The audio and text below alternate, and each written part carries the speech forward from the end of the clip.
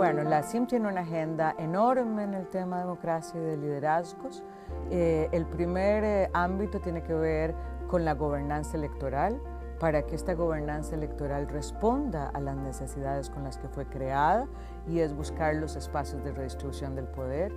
Después hay un programa interamericano sobre el liderazgo de las mujeres, donde generamos conocimiento y también tenemos cursos de capacitación.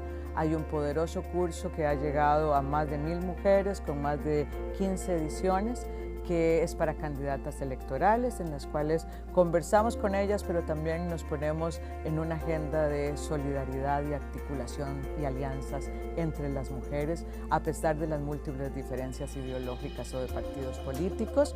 También hablamos de los temas de violencia política, porque no es lo mismo llegar que quedarse, y la violencia política es una forma de ejercicio de disciplinar a las mujeres para que vuelvan al mundo de lo privado y enfrentar la violencia, hacer buenas investigaciones, buenas leyes que permitan sancionar la violencia política. Es parte de las aspiraciones de la CIM en este programa de liderazgo de las mujeres.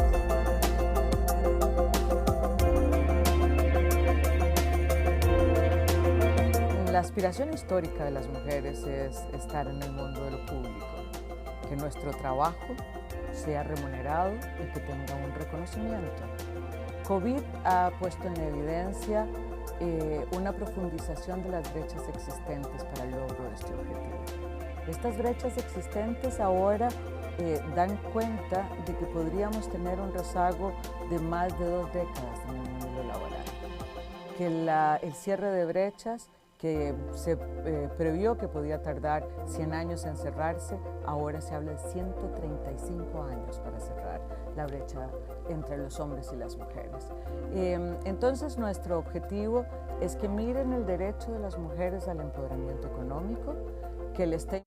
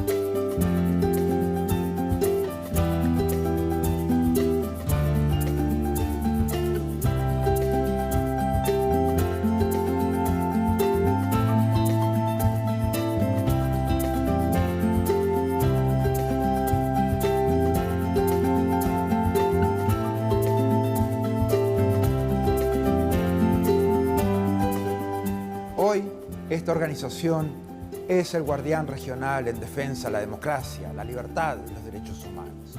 Los países se han comprometido con estos valores a través de instrumentos legales como la Carta Democrática Interamericana, la Convención Americana de Derechos Humanos y todas las demás convenciones interamericanas. Nuestro trabajo es mantener los más altos estándares.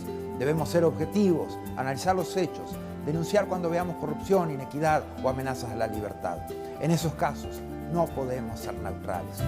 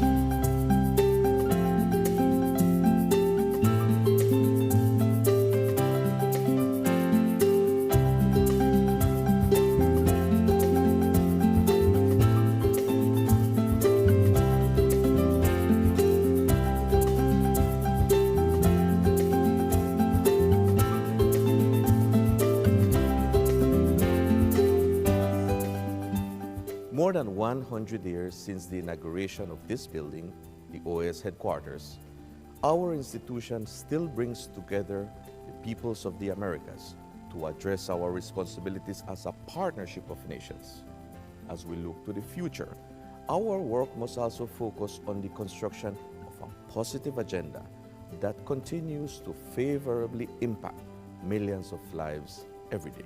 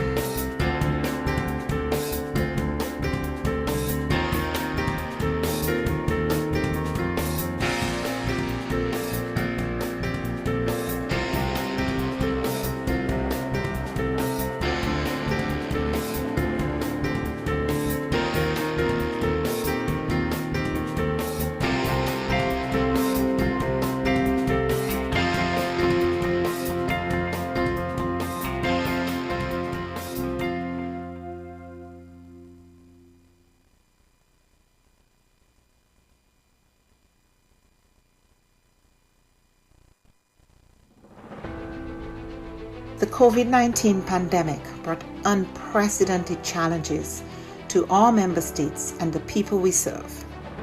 In response, the OAS Secretariat for Integral Development adopted a three-pronged approach by 1. Adjusting our portfolio of existing projects, 2. Exploring new projects to meet emerging needs, and 3. Expanding multi-sectoral partnerships. The results achieved in 2020 demonstrate the resilience of our member states and the commitment of the OAS SETI to work with member states and partners towards our common goals in the development of our region. Our Network on Competitiveness launched the COVID-19 Ideas Accelerator, sharing 250 tools, health solutions, responses, and recovery plans. The Network for Labor Administration published a portfolio of responses from ministries of labor to COVID-19, sharing over 420 measures taken to protect workers, employment, and income.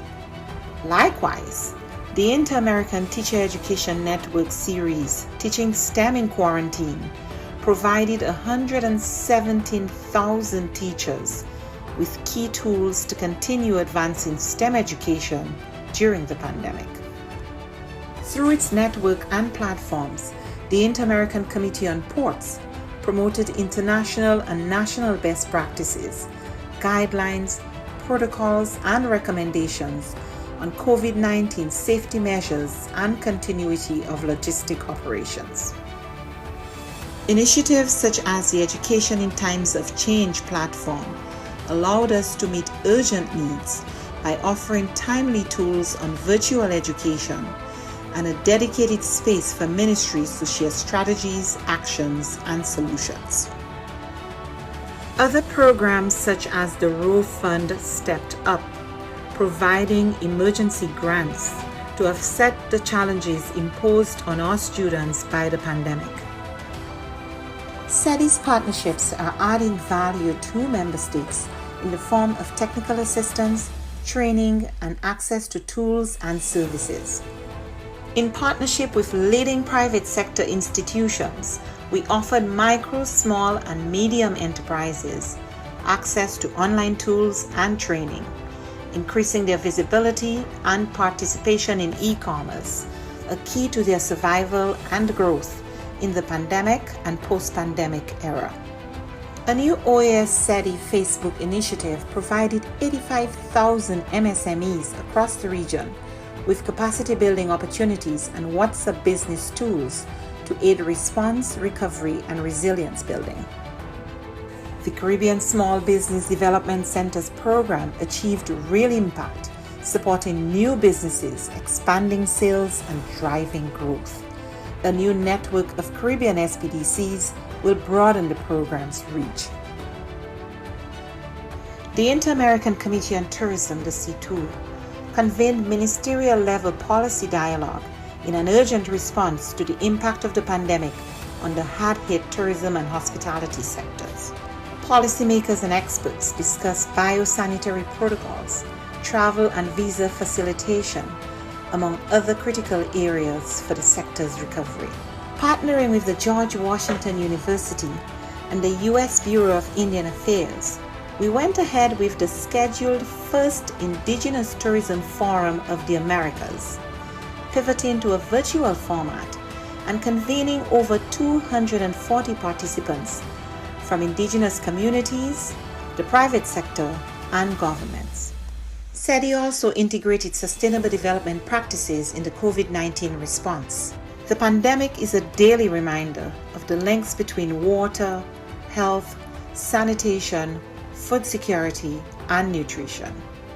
We ensured the continuity of our water management projects in the Plata Basin and worked with governments and partners in the design of an investment portfolio valued at $90 million. Additionally, the Energy and Climate Partnership of the Americas continued to share relevant best practices and responses to the pandemic on energy and air quality. These few examples indicate our collective impact. We cannot do this alone.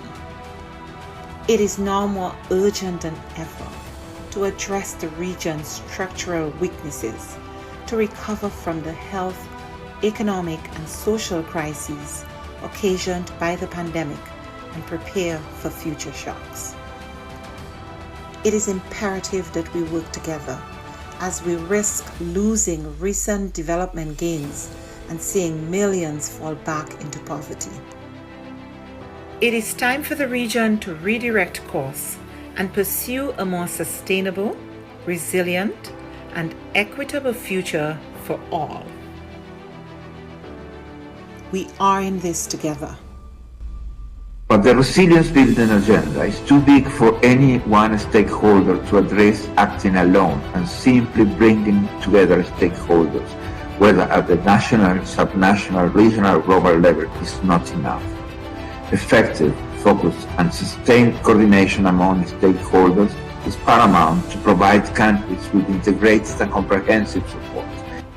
The OAS, as a hemispheric forum and honest broker, must continue to facilitate this process while we work with member states towards the attainment of the 2030 Sustainable Development Agenda. Cooperation, collaboration, and partnerships that include all actors strengthen us, enabling us to be more than the sum of our parts. We can and we must work together. The future of our region depends on it.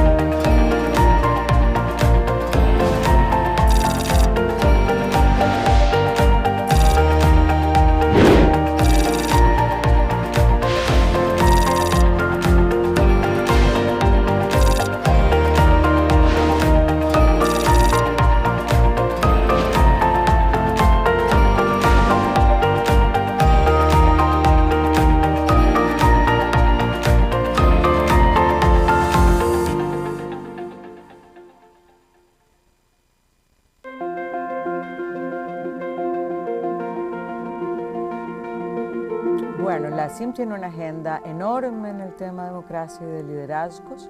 El primer ámbito tiene que ver con la gobernanza electoral, para que esta gobernanza electoral responda a las necesidades con las que fue creada, y es buscar los espacios de redistribución del poder. Después hay un programa interamericano sobre el liderazgo de las mujeres, donde generamos conocimiento y también tenemos cursos de capacitación. Hay un poderoso curso que ha llegado a más de 1000 mujeres con más de 15 ediciones, que es para candidatas electorales, en las cuales conversamos con ellas, pero también nos ponemos en una agenda de solidaridad y articulación y alianzas entre las mujeres, a pesar de las múltiples diferencias ideológicas o de partidos políticos. También hablamos de los temas de violencia política, porque no es lo mismo llegar que quedarse, y la violencia política es una forma de ejercicio de disciplinar a las mujeres para que vuelvan al mundo de lo privado y enfrentar la violencia, hacer buenas investigaciones, buenas leyes que permitan sancionar la violencia política. Es parte de las aspiraciones de la CIM en este programa de liderazgo de las mujeres.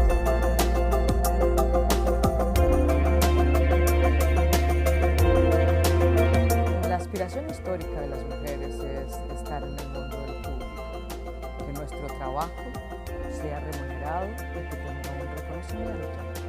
COVID ha puesto en evidencia una profundización de las brechas existentes para el logro de este objetivo. Estas brechas existentes ahora dan cuenta de que podríamos tener un rezago de más de 2 décadas en el mundo laboral, que el cierre de brechas que se previó que podía tardar 100 años en cerrarse, ahora se habla de 135 años para cerrar la brecha entre los hombres y las mujeres.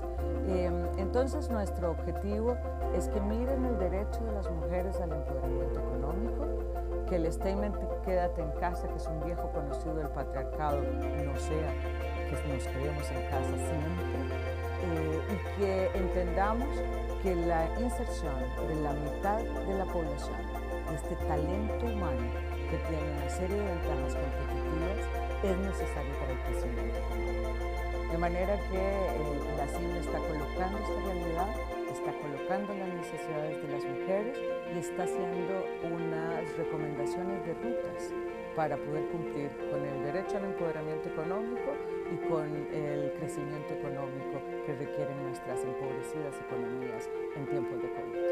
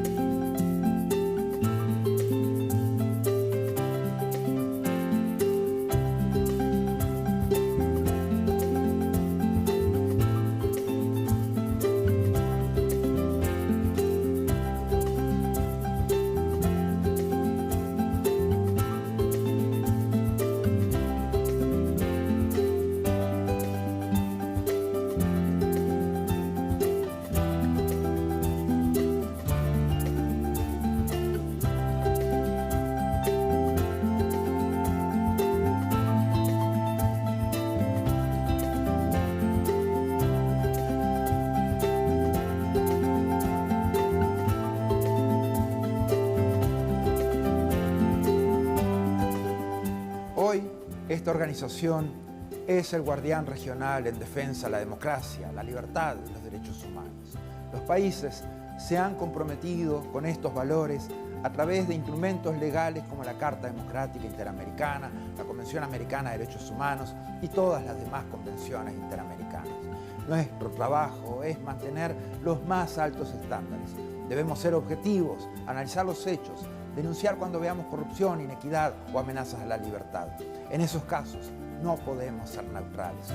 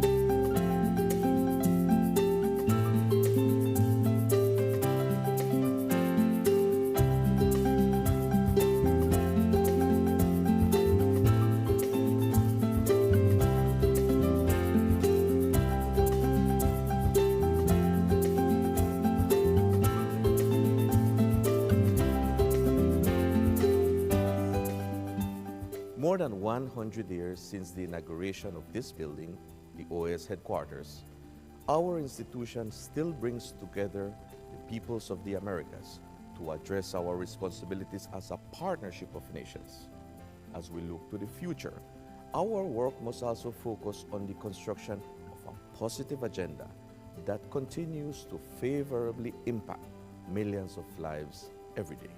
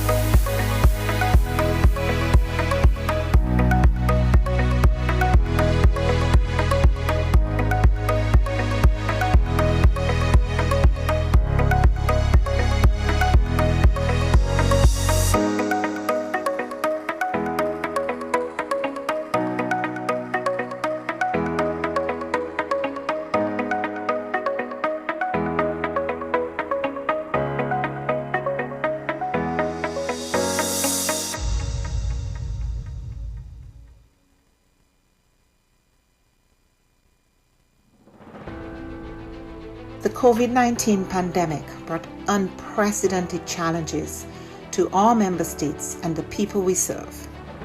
In response, the OAS Secretariat for Integral Development adopted a three-pronged approach by 1. Adjusting our portfolio of existing projects, 2. Exploring new projects to meet emerging needs, and 3. Expanding multi-sectoral partnerships. The results achieved in 2020 demonstrate the resilience of our member states and the commitment of the OAS SETI to work with member states and partners towards our common goals in the development of our region. Our Network on Competitiveness launched the COVID-19 Ideas Accelerator, sharing 250 tools, health solutions, responses, and recovery plans.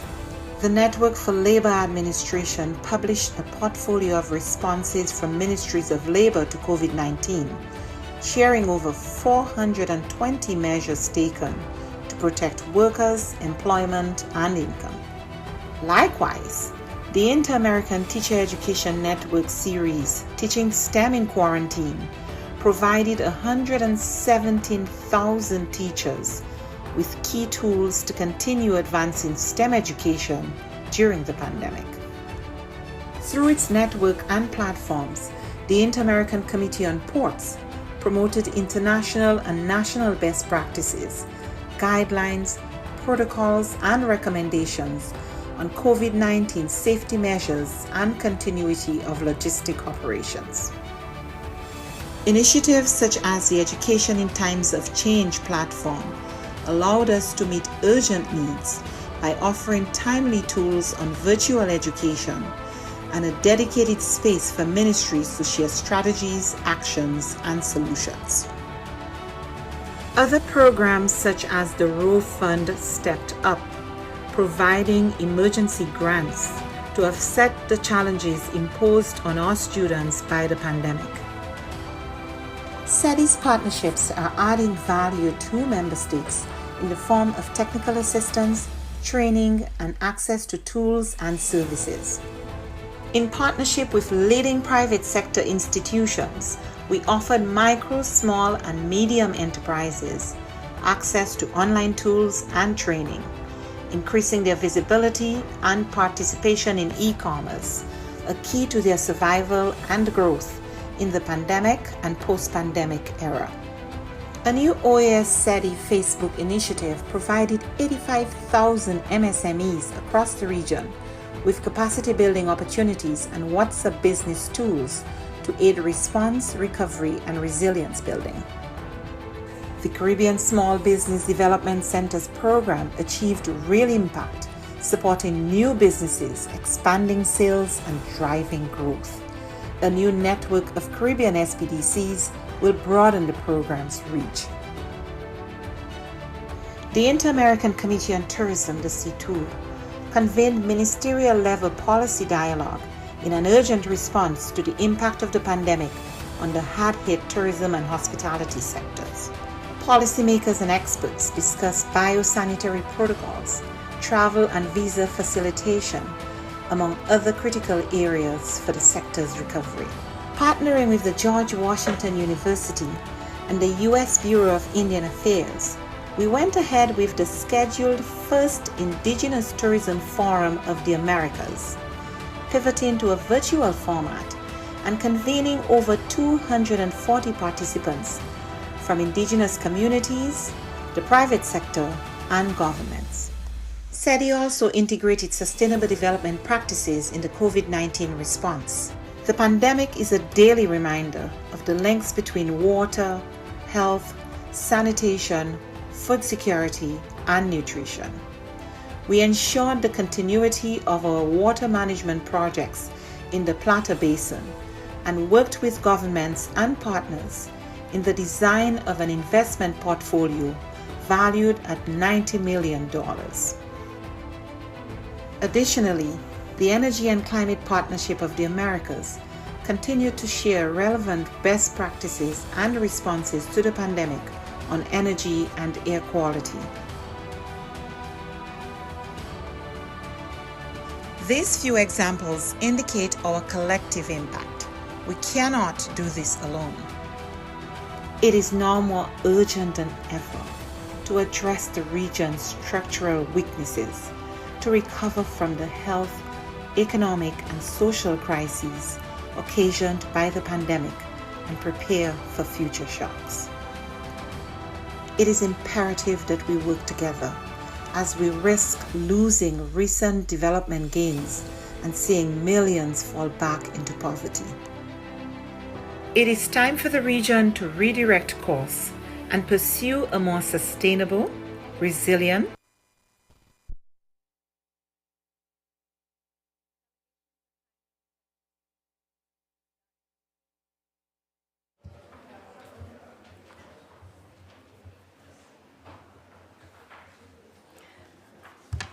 Mr. Chairman, good morning. The Secretariat can confirm that with 25 delegations present in the Simon Bolivar Room, this regular session of the Permanent Council has quorum and may begin. Thank you.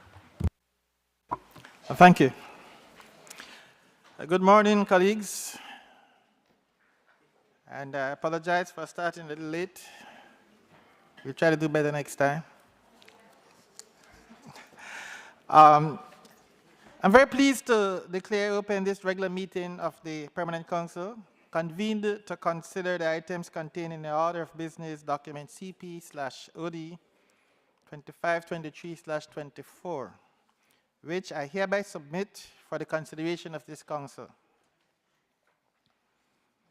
There being no observations, we will proceed to adopt it without amendment. Adopted. So colleagues, before we proceed, we would like to take this opportunity to extend our congratulations to the delegation of the United States on the elections held on Tuesday, November 5th. We offer our congratulations to President Donald Trump on his election, and we sincerely wish him every success in his next term as President of the United States. We look forward to continued cooperation and partnership between our nations as we work together to address the global and regional challenges that lie ahead. I would also like to extend, on behalf of the Permanent Council, our heartfelt congratulations to the people and governments of St. Vincent and the Grenadines on their National Day of October 27th, Antigua and Barbuda on November 1st, Panama and the Commonwealth of Dominica on November 3rd. We celebrate these important milestones in your nation's histories and wish you all continued success and prosperity. On another note, we extend our heartfelt solidarity to the people and governments of Costa Rica and Panama who have been severely affected by torrential rains that have caused significant loss of life and immense damage. We mourn the loss of human lives in both countries and acknowledge the enormous costs, human, material, and economic, that these devastating events have caused. Likewise, I would like to take a moment to express our deepest solidarity with Spain, particularly with the autonomous community of Valencia, which has been severely affected by the devastating rains and floods caused by the Dana isolated high-level depression. On behalf of this Permanent Council and my delegation, I wish to convey our heartfelt condolences to the Permanent Observer Mission of Spain, to the people and government of this observer state, and to the families of the more than 200 victims of this tragic disaster.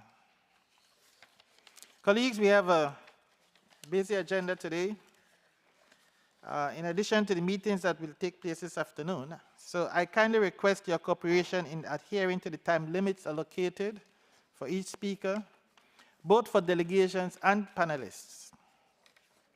We'll be closely monitoring the use of time to ensure that we stay on track. And I really appreciate your understanding and collaboration in this regard, and thank you in advance for your cooperation.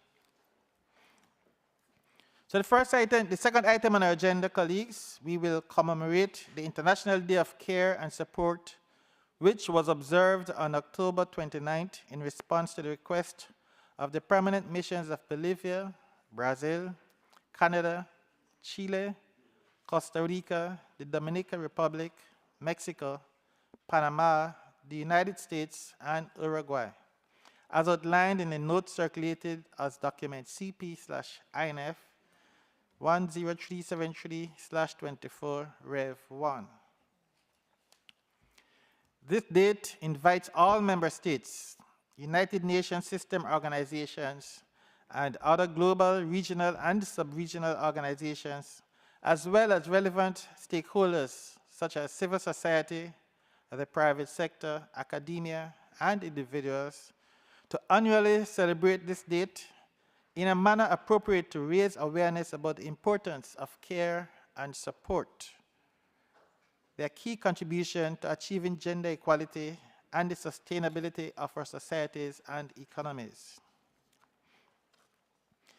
It also highlights the need to invest in a resilient and inclusive care economy including the development of strong and resilient care and support systems.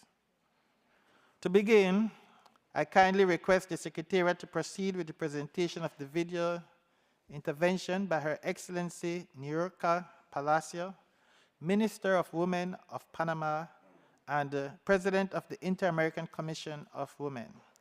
Secretary, please proceed.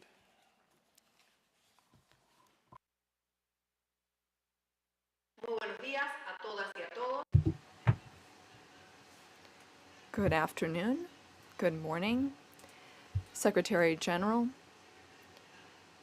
Assistant Secretary General, representatives of OAS member states, permanent observers. Good morning all. Greetings from Panama. On behalf of our President and myself, as Chair of SEAM and Minister of Women in Panama, I'm grateful for this opportunity to speak to you at this meeting of the Permanent Council, which is commemorating the International Day of Care and Support, which is celebrated every 29th of October. It is an important day to shed light on the issue of care. There have been many inequalities associated with this work, and recognizing this day will help women take part in the labor market and also enjoy rights under equal conditions. We have a strategic plan at SEAM for 2022-2026. There's a section on economic rights of women. One of the objectives there is to provide assistance to states to provide more support for care and develop public policies on care, and to focus on the gender dimension of this issue. In 2022, SEAM launched a model law on this issue. Panama has taken a decisive step forward and adopted a law, a framework law that institutionalizes our national system of care. It also encompasses social protection. We are one of the 3 first countries in our region to focus on this issue. One of the main principles of this law and our national care system is to focus on the issue of co-responsibility. To that end, we are trying to create conditions that are more appropriate for people working on this issue. The private sector, local governments, and other entities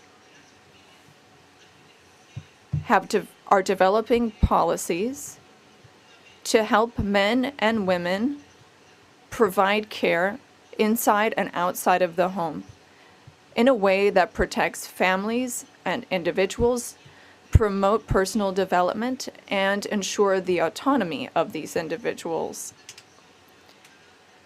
SIM has continued this work to develop useful instruments for areas outside of the government. We recognize the important role that the private sector has to play, as well as co-responsibility and women's participation in the labor market. In July of this year, we presented a guideline on co-responsibility for care workers. It proposes specific measures, some of which have been already implemented successfully throughout the region. In October, with IICA and SIM, we held the Forum of Ministers of Women's Issues. We addressed the issue of care in the area of agricultural production chains. We worked with representatives of ministries of agriculture, inclusion, and women in order to promote statistics on women's role in this area. We also presented another document that contains 10 commitments. These are basic principles that will help launch this work with the private sector, focusing on the gender aspect of care work. We will continue to work with all sectors, the government and the private sector, and men, in order to continue promoting the issue of the co-responsibility of care. This year, I invite member states to move forward with this transformation so that our societies can be more equal and look after the well-being of all people and to ensure the full enjoyment of economic rights of women. Thank you very much.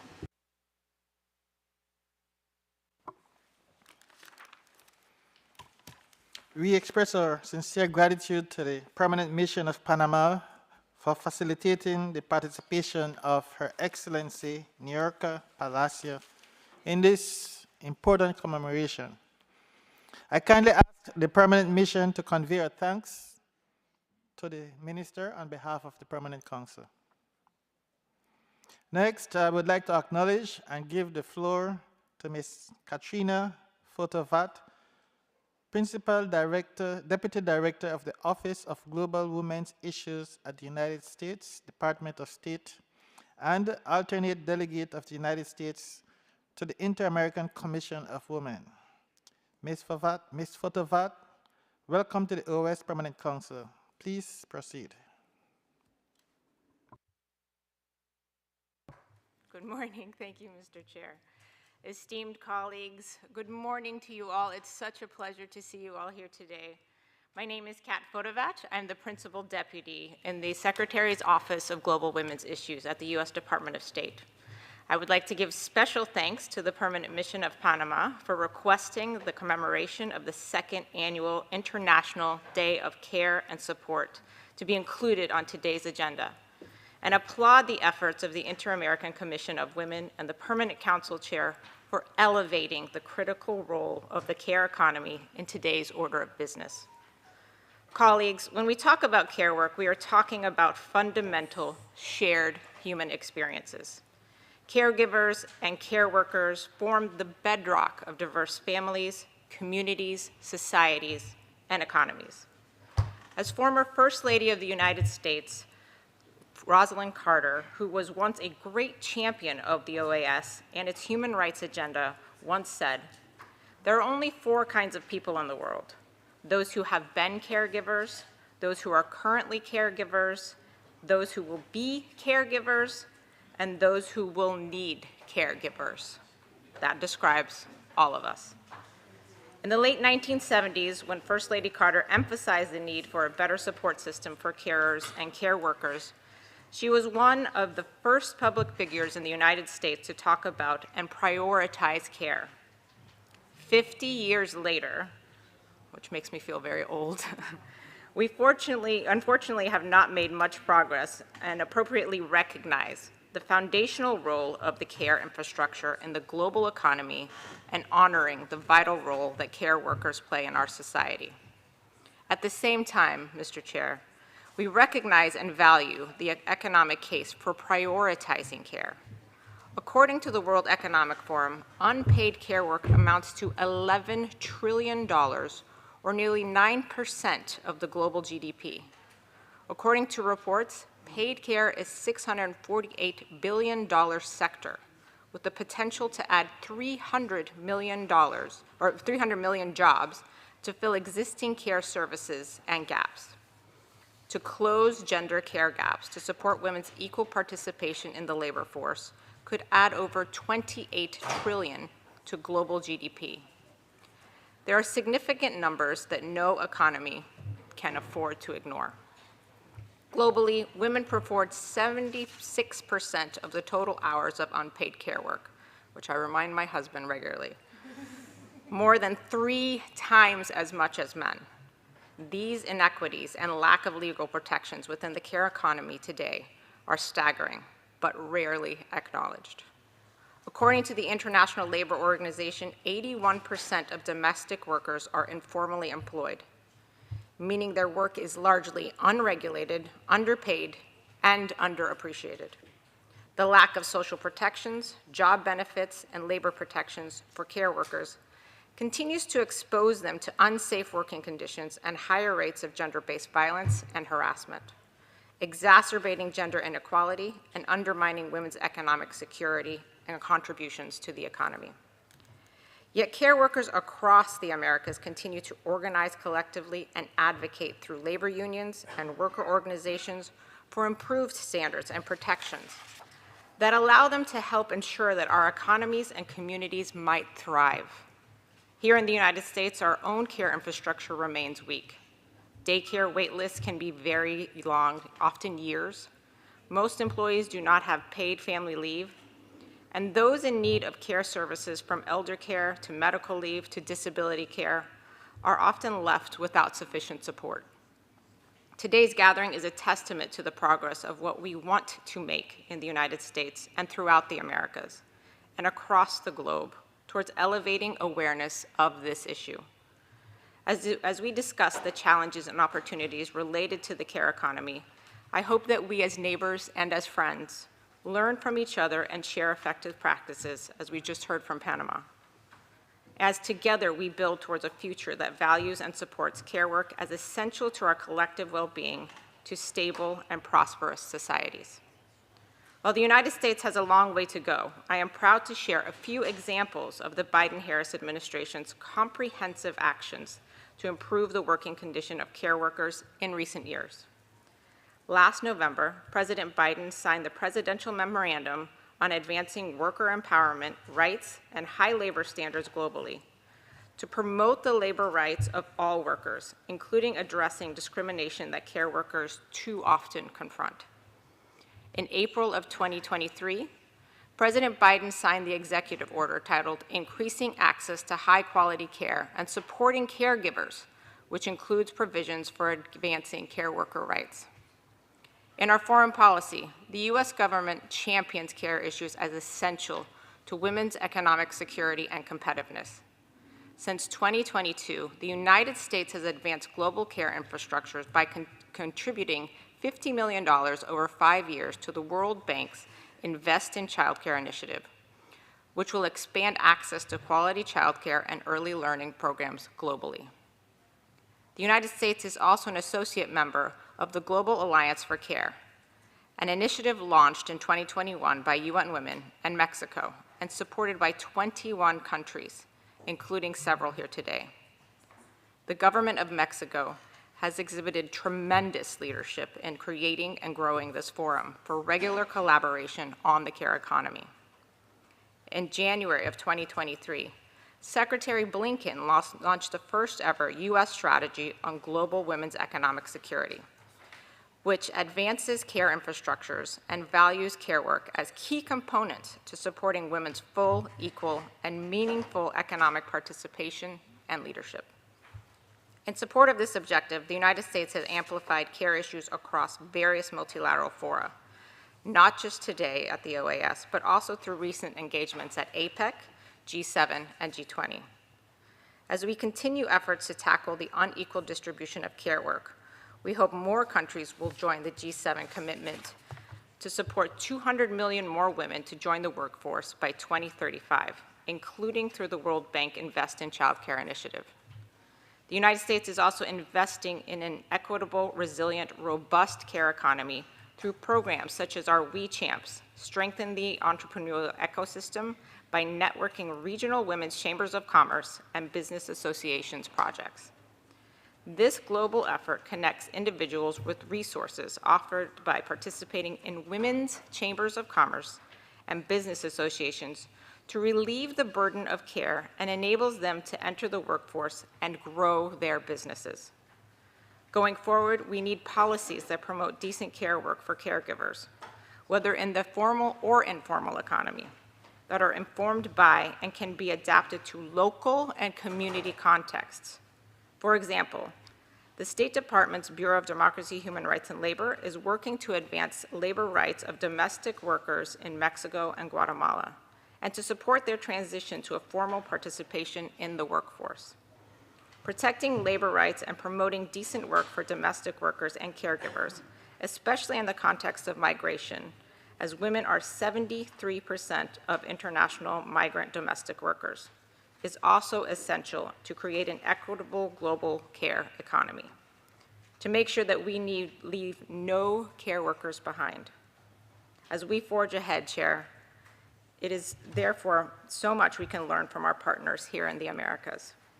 Throughout the region, countries have taken diverse approaches to ensuring childcare, from opening government-funded centers to supporting in-home centers.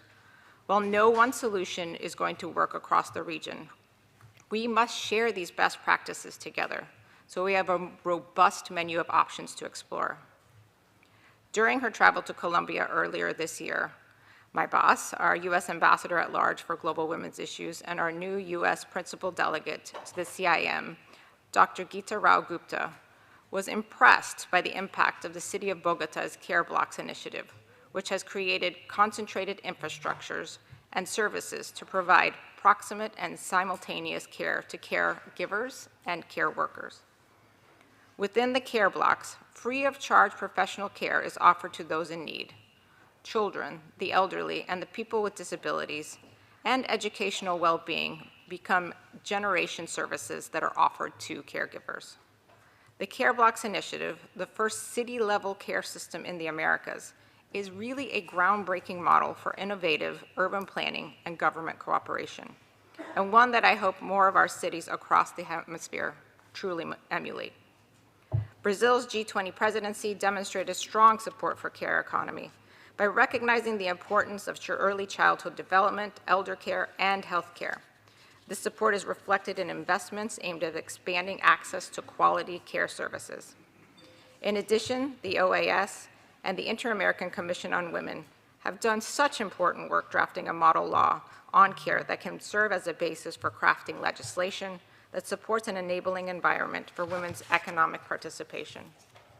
While these efforts are laudable, all of us, governments, multilateral institutions, private sector, and civil society as partners, have a role to play and much more work to do to develop equitable, resilient ecosystems that truly support women, caregivers, and care receivers.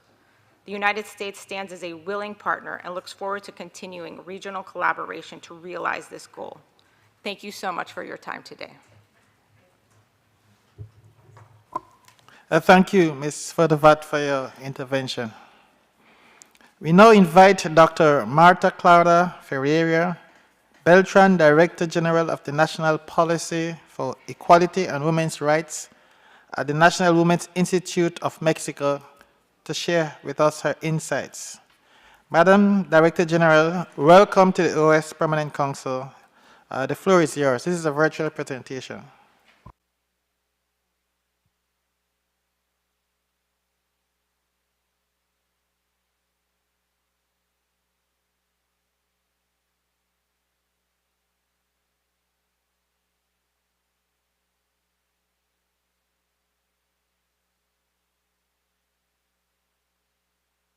Por favor, solicitar la palabra.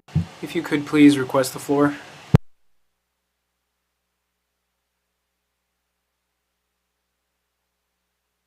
Yes, you can take the floor, but seems we have a technical problem here. I'm ready. Okay, I think you're on now. But yes, but the camera is not. Sorry. Yes, I'm there. Buenos días. Good morning. Thank you so much for inviting me. I want to acknowledge and respectfully thank the chair for giving me the floor, and also the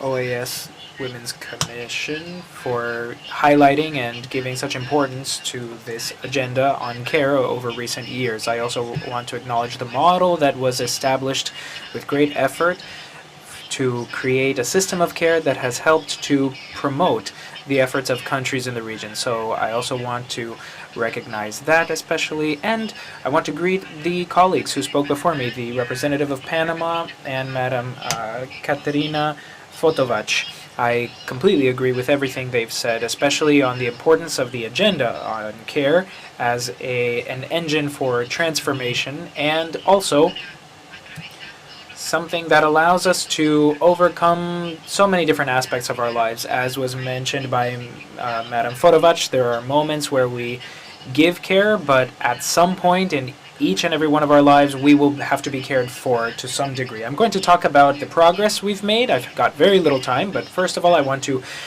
recognize that the state of Mexico is a nation that has promoted and made progress, not only in the Mexican context, but at a regional and global level as well.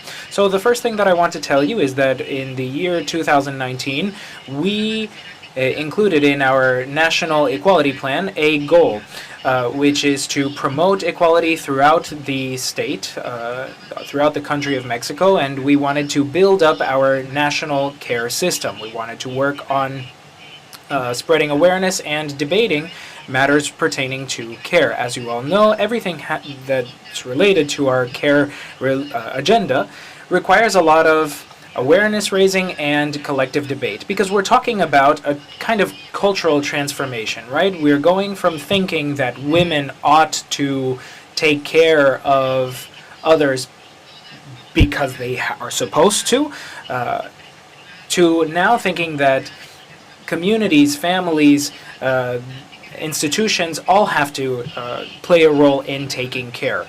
We've been making headway in this regard in Mexico.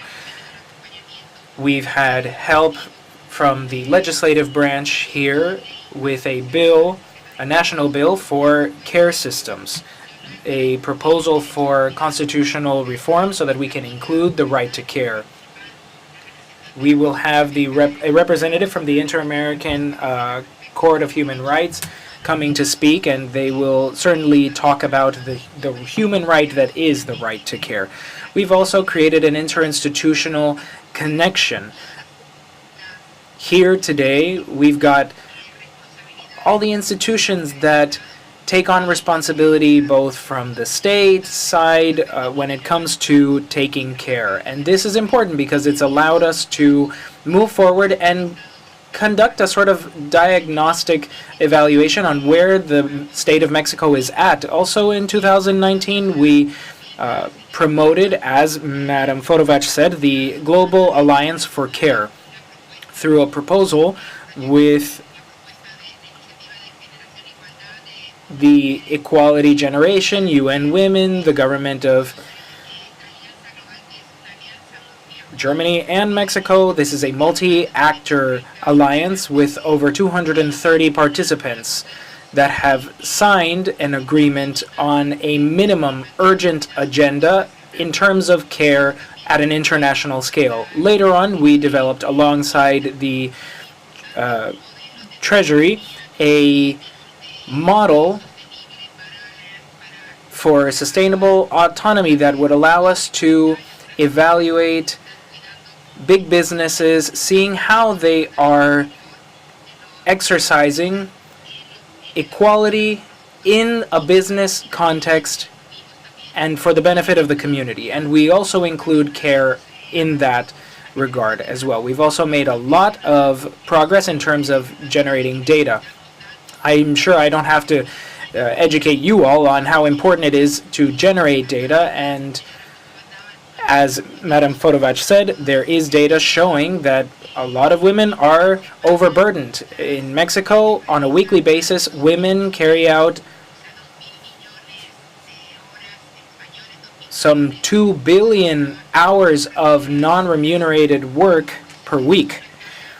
That is a huge burden on women's lives that is an obstacle to them exercising other rights. We've carried out cost analyses to see how we're going to move forward in terms of the right to care. What is it going to cost? We've also developed a tool that we're really proud of, and we don't have time to present here today, but it's called the Care Map. Through that tool, well, essentially it's a really versatile platform, and whoever uses the platform can look up where care services are most closely located to their homes. That could be for children from the ages of infants to 6 years old or older adults, and this is valid for all municipalities, some of the largest states as well. All of this is included here on the platform, and we've developed a tool that allows us to see through different graphs who's taking care, how the care is being delivered, and this is really relevant, not just in Mexico, but also to the global scale. What's the relationship between poverty and care? We know that the greater the situation of poverty women are in, care services they receive are increasingly unstable or unreliable in their communities. I think that that's another important aspect. We've carried out some model interventions where we've looked at how we might be able to contribute to the situation in specific municipalities. How can we take care of people who work for the police or in security services? And that has allowed us to really take hold at the community level, because we're addressing a huge challenge. We've also developed information in terms of knowledge alongside UNRIS, which is the UN Office for Research and Development.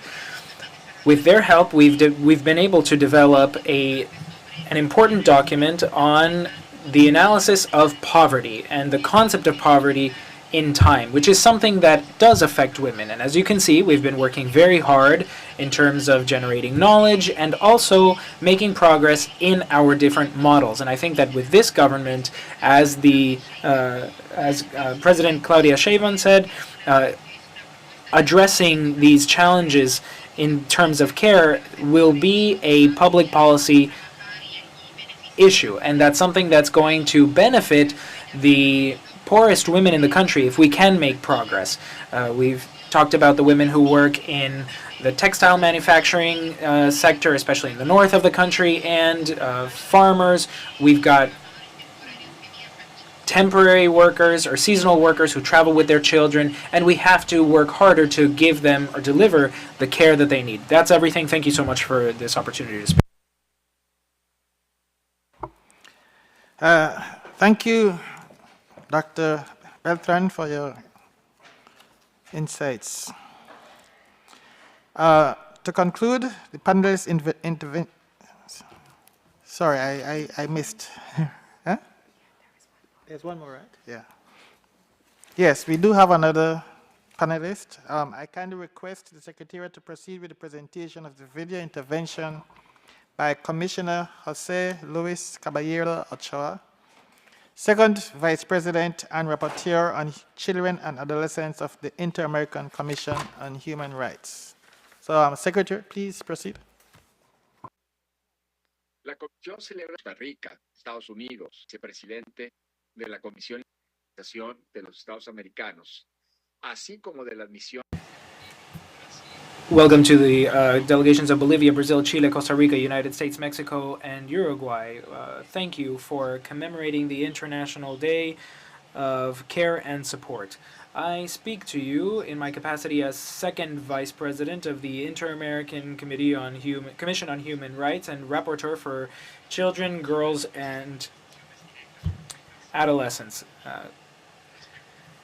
What we're addressing today is a fundamental aspect to guaranteeing the exercise of human rights, beginning with the American Declaration of Rights and the Duties of Man. These references can be found in treaties like the Convention on the Elimination of All Forms of Discrimination Against Women, the conventions of the International Labor Organization on protecting maternity and individuals with family responsibilities. the Convention on the Rights of the Child, of course, the Protocol of San Salvador, and the Inter-American Conventions on Disability and the Elderly. This last one being the first treaty to explicitly recognize the right to care. In the countries of our region, care as a right have reached constitutional and legal protection, or have been recognized through high court authorities. In the multilateral aspect, this has been recognized within the Regional Conference on Women for Latin America and the Caribbean and the Inter-American Commission on Women, such that the care we're talking about is directly related to other rights like health, food, social security, or even life, equality, independent life, and community, as well as personal integrity, which are acknowledged in all the treaties on human rights in the region, including the Inter-American Convention. So there is acknowledgement that states ought to generate comprehensive care systems and support that could vary in design and modality, but that should be perceived as a shared responsibility. This means that families, the private sector, communities, and the states must work to provide care. Additionally, through said systems, we can provide self-care services to those who deliver care so that they can access space and so that they have time to care for themselves. States, similarly, must ensure availability, accessibility, acceptability, and quality of care and support, regardless of the public, private, or community modality it's provided in, or whether that's provided in public spaces or in homes. We have to monitor and evaluate the services that are going to be delivered. Care and support, both in the public and family environments, for children, the elderly, the sick, has historically been assigned to women and stereotypically associated with them. This issue and their invisibility are a cause and effect of gender-based discrimination. For this reason, we have to promote women's empowerment through appropriate measures, recognizing care as work, and eradicate gender stereotypes. To that end, states must recognize, reduce, and redistribute delivery of care and support. So, for example, compensating care that's not remunerated is an essential measure to close this gap between those who deliver care, so that those who deliver care can access all of the benefits that they haven't been able to make use of thus far. At a regional level, to mitigate this situation, we've adopted measures like giving provisional loans for care and also financial transfers. States must ensure time for care and support, implementing different and major incentives or initiatives. There must be permissions given for those who have to take care of family members. States must adopt measures for work flexibility. For example, teleworking, allowing people to take temporary leave, and give caretakers access to the tools they need to deliver that care. And so it's incredibly important to recognize that we have all needed, we all need, and we will all continue to need care. It's a matter of human dignity, and it means that receiving care doesn't have to be forever. It's a matter of bringing autonomy and independence to people in a community. This is the responsibility of a state that cares and supports. International law on human rights has made progress in terms of acknowledging care as a right, including within the inter-American system, or even within the inter-American system, the court is already on the brink of issuing an opinion on the matter of care. States, given this whole matter and the case law that exists, must create comprehensive national systems that will complement systems already in place. This will require acknowledging the importance of distributing caretaking tasks, recognizing that all those who take on caretaking roles are workers, and highlighting the importance that self-care must be given. These measures, as we've explained multiple times, must be adopted with a focus that will recognize inequality which historically has been imposed on women when it comes to caretaking. This should therefore contribute to eradicating discrimination.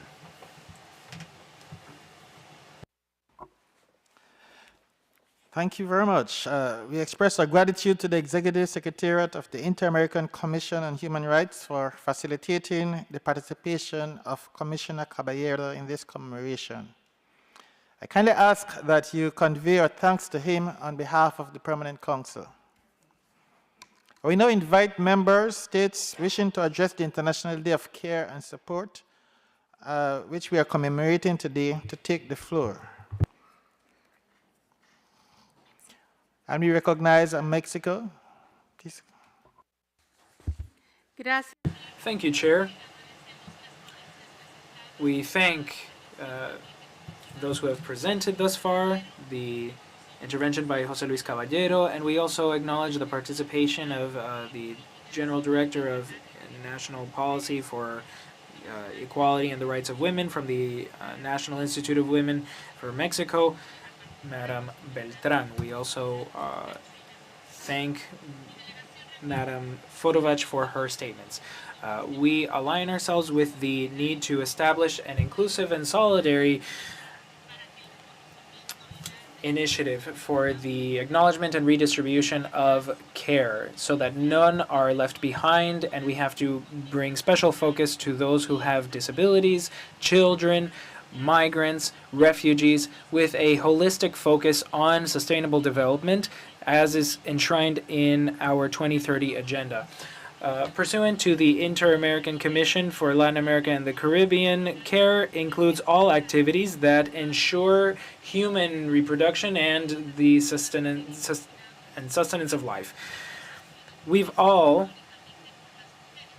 been taken care of, but that care has historically been delivered by women, which is the result of men being associated with other kinds of work. Non-remunerated work by women in homes is incredibly valuable to our GDPs. In Mexico, that's 24.7%. The Declaration of Buenos Aires of the 15th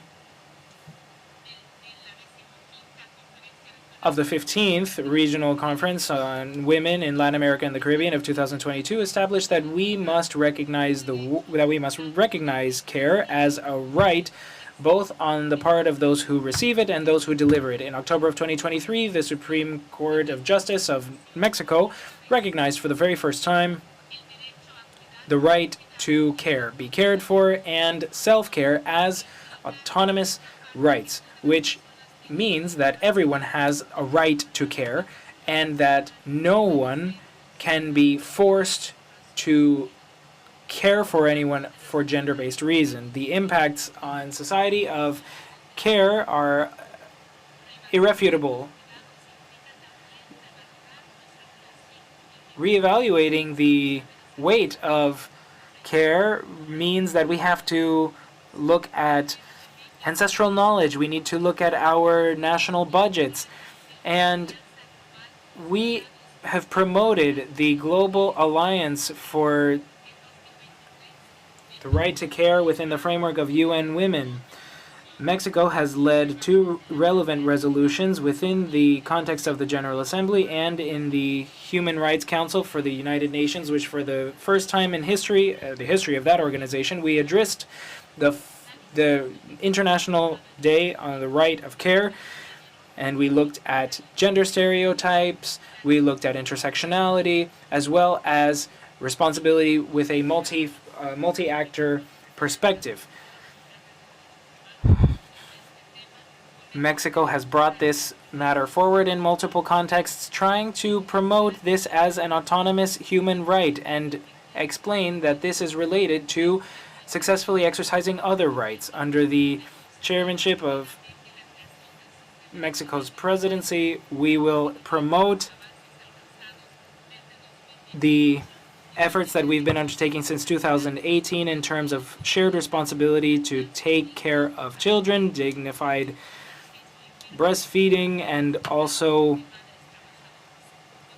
education for working mothers. We will continue to promote the use of digital platforms like the Care Map and the Care Observatory in Mexico, which, in addition to facilitating identifying care centers for citizens, we present statistics and graphs using data that is disaggregated for the purpose of improving public policy design and care programs. Mexico's foreign feminist policy will continue to lead a path towards the future, a future where respecting everyone's human rights will be the basis for our international and social law. Thank you, Chair. Thank you. We now offer the floor to the delegation of Costa Rica. Ambassador, please proceed. Buenos días. Good morning. Thank you very much, Chair.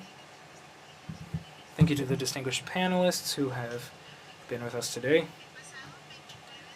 On October 29th, we celebrated the International Day of Care and Support, a date that invites us to reflect on the importance of care at each stage in life, and above all, to recognize the urgent need to have public policy that will strengthen and professionalize the care systems in our societies. Care should not be considered an individual responsibility. It's a social right that involves each and every one of us.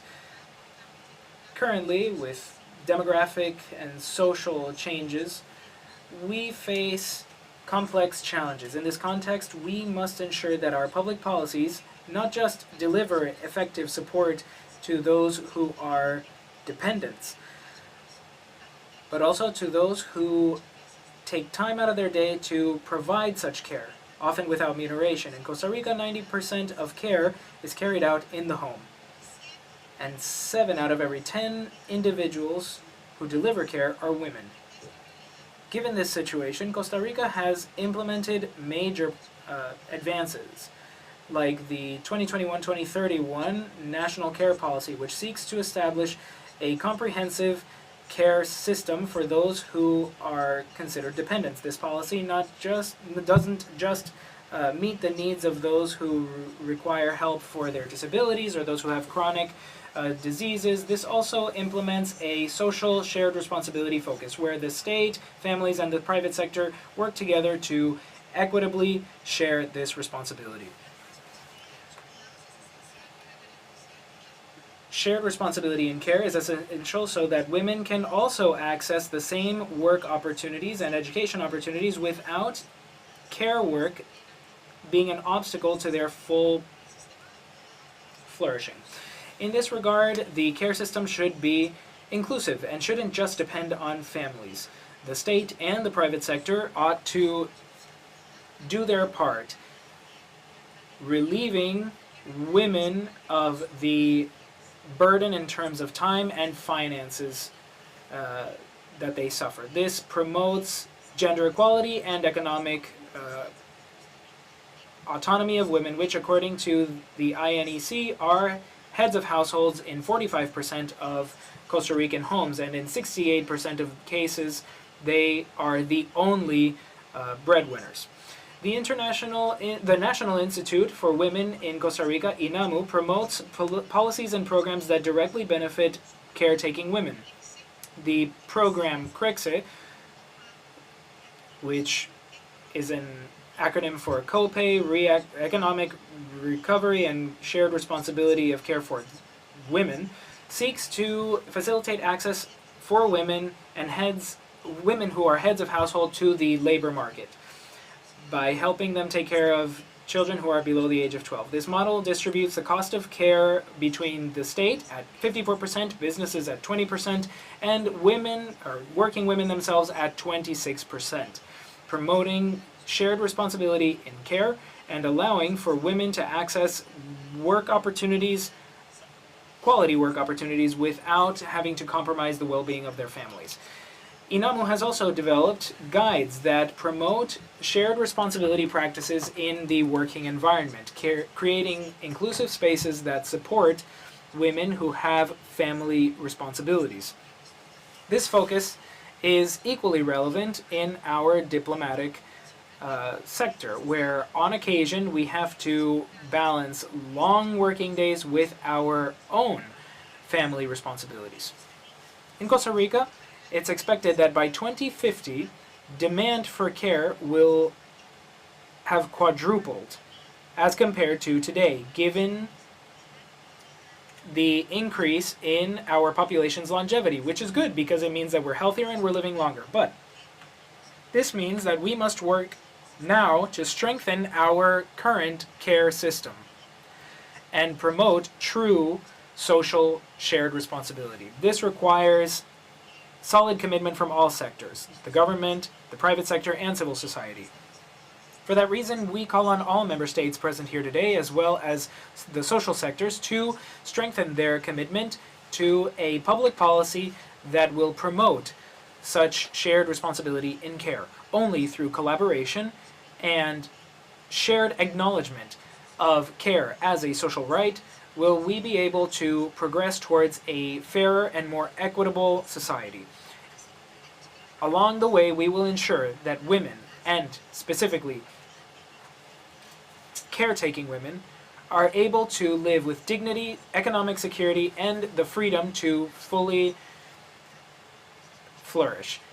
Chair, as we've heard from other speakers, I want to remind everyone that we have all, or will all, face the need to deal with care. We will either receive it or we will deliver it, as was the case with my mother and my grandmother. They took on such responsibilities until their last dying day. These women sustain us. They hold us up, but who holds them up? It's for them, for their sake, and for our own, actually, that we have to work together to make sure that care becomes a shared responsibility and a right that we can all uphold. Thank you so much. Thank you, Ambassador. We now offer the floor to the delegation of Colombia. Ambassador, you have the floor. Gracias, señor presidente. Thank you, Chair. Good morning, everyone. Colleagues, guests. We would like to thank the speakers for their presentations. The Minister of Women of Panama and Chair of CIM, Minister Palacio, Ms. Katrina Fotovach, and Dr. Marta Clara Ferreira Baltran from InMujeres, the National Institute for Women of Mexico, and the second Vice Chair of the Inter-American Commission on Human Rights, Mr. Caballero, who was also the rapporteur for the rights of children and adolescents within the Commission. Chair, it is an honor to take the floor to commemorate the International Day of Care and Support. It is an extremely important topic for all of the reasons that were just given by my colleague who spoke before me. It is important to recognize care work as a right, a shared responsibility, and a fundamental pillar for social and economic development within our countries. In Colombia, since the first half of 2024, the Ministry of Equality, which was just created within President Gustavo Petro's government, has implemented a national care program. And the goal here is to ensure access to care, the right to care under equal conditions, and to focus on the importance of care in sustaining life. This program has an overarching approach and works to improve the well-being of caregivers, promote gender equality, and raise awareness about care work in order to overcome stereotypes associated with this work, typically done by women. There are also programs on training male caregivers to help involve men in this issue and also change their perception of this care work. In our country, our Constitutional Court has recognized the fundamental right to receive care and the right for care workers to provide this care without discrimination. To that end, our Vice President, Francia Marquez, has asked the Inter-American Human Rights Court to consider declaring care as a fundamental right, which means it would be recognized as a form of work and decent working conditions would be guaranteed for those who carry out this work. And we truly hope that the court will rise to this challenge. As we just heard from the rapporteur, Mr. Caballero. There is also a consultative opinion from our Vice President. Colombia is proud to be a benchmark for care policies in Latin America. We have a care system in Bogota that was implemented, which began under President Petro when he was mayor. And more recently, we've created a care system back in 2023, and our country has made significant progress in redistributing this unpaid work. It includes essential services such as occupational support for women who are caregivers, and also incorporates practices from Afro-descendant communities and indigenous peoples. We have also provided services to rural areas to ensure that access to education and occupational issues is more equitable. We have also worked to ensure the rights of domestic workers, and we have developed training programs for women who care for people with disabilities. As a whole, these initiatives reflect the commitment of the Colombian government to create a culture of equitable governance that recognizes the importance of care and also values it and distributes it in a fair way. We are also seeking to make structural changes so that care is a shared responsibility supported by the government for all citizens, moving towards more just, inclusive, and societies with a sense of solidarity depend on making care a right for all people and a responsibility of all sectors. Today, we reaffirm our commitment to continue progressing on this transformation of systems of care, and we commit to working with all of you to promote this program throughout the region. Thank you, Chair. Thank you, Ambassador. We now offer the floor to the delegation of Canada. Ambassador, you have the floor. Merci, Monsieur le Président. Thank you, Chair. Canada is very proud to be part of the group that asked to commemorate this International Day of Care and Support and to have it on the order of business for today. We would like to thank all of the panelists for their informative presentations, and we underscore the important work done by SIM on the issue of recognizing care work, which is disproportionately carried out by women and girls. Care work is essential to the well-being of all people and sustainable economic growth. However, this is work that often goes unnoticed and limits opportunities for women and girls. Canada recognizes that investing in the care economy promotes equality and improves women's access to the labor market. It also promotes economic empowerment of women and girls, and improves the health and dignity of all people who receive care, including children, elderly persons, and people with disabilities. These investments also contribute to economic growth and stability. A lack of access to childcare that is affordable and quality care is still a major obstacle to women's economic empowerment. It perpetuates challenges when it comes to education and employment for women and girls,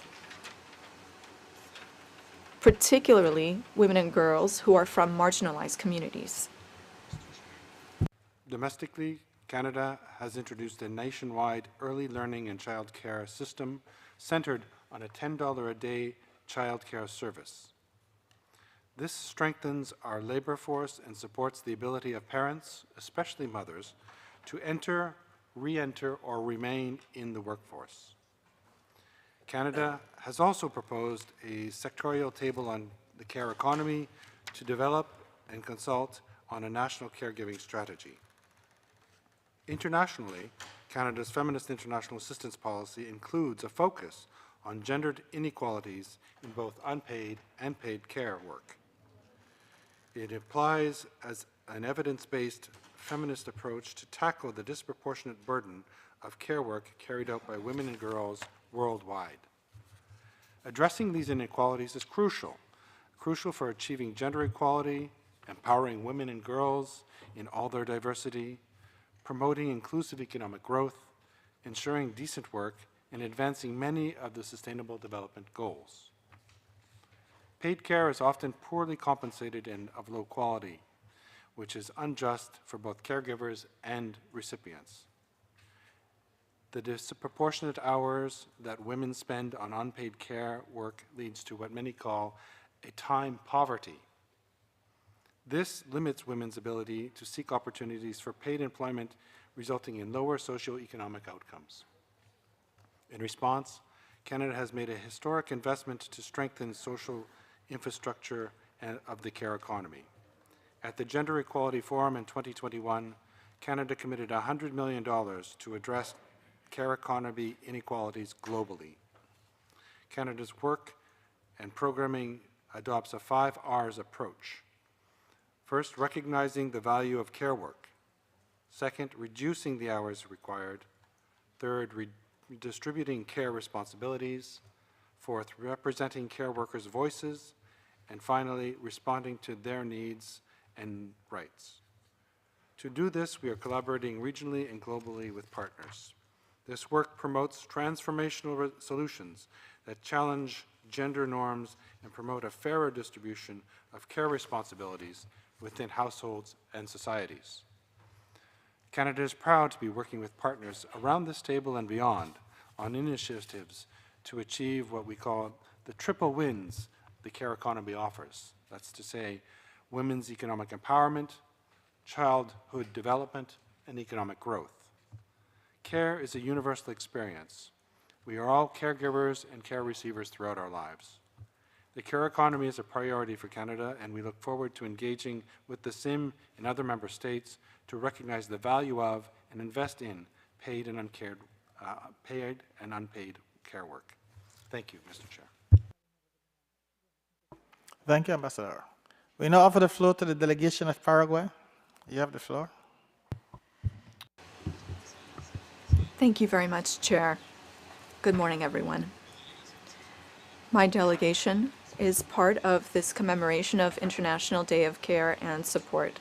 Care work is fundamental for physical and emotional development throughout a person's lifetime, and it is also key to the future of decent work.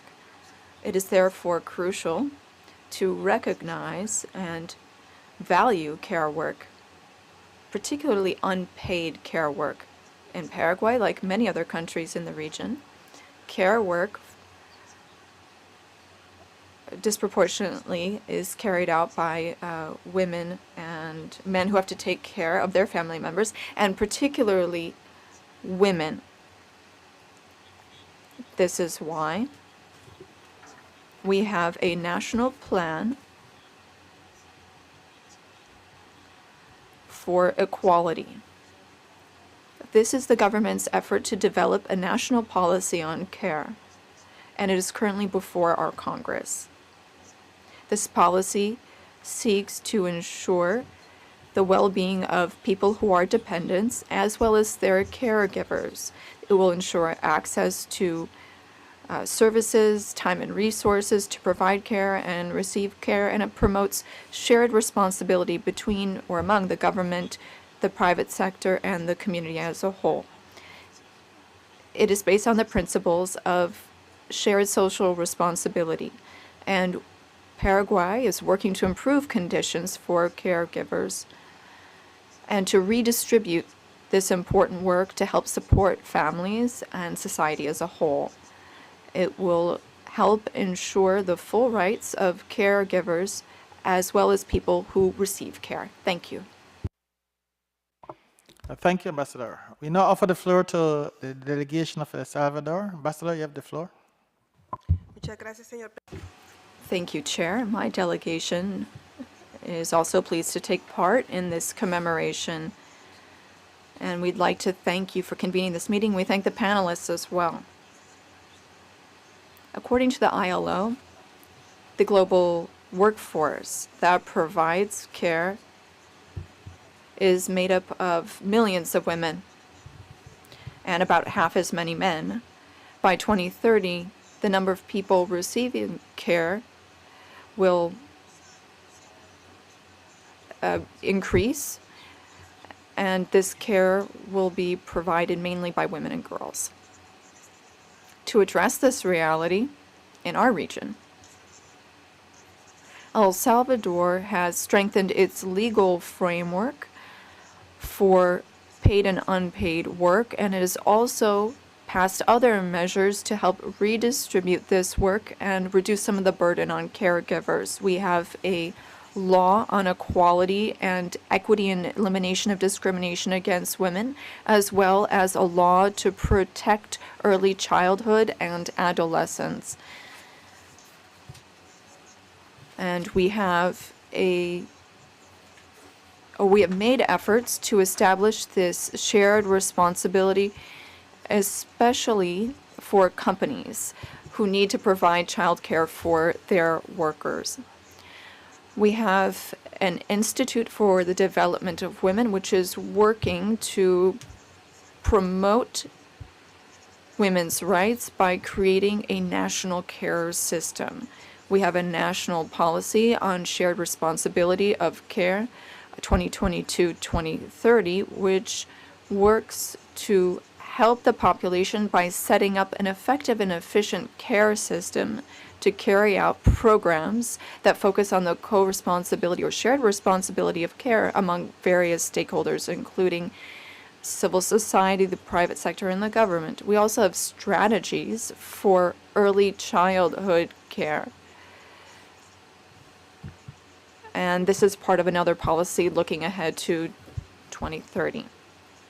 We have a national policy on the shared responsibility of care, and the first national plan of action has been developed. It includes actions to focus on women's economic empowerment, develop training curricula, and provide certification for care workers.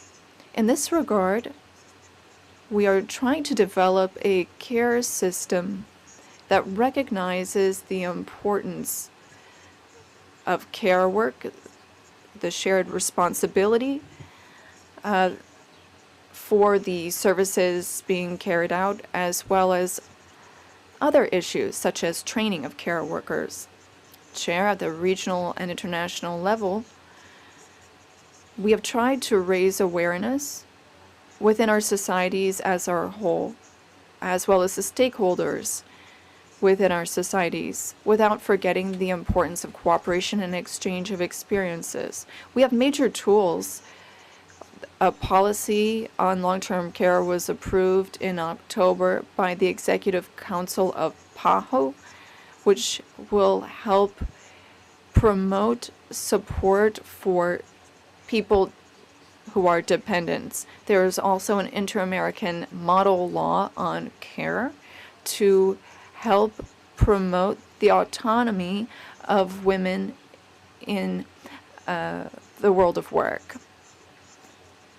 Care is provided throughout all stages of life, and thus we need policies that support dependence and strengthen the care providing workforce. This is an opportunity to reflect on the importance of care and how we can restructure it with a sense of shared responsibility. Thank you.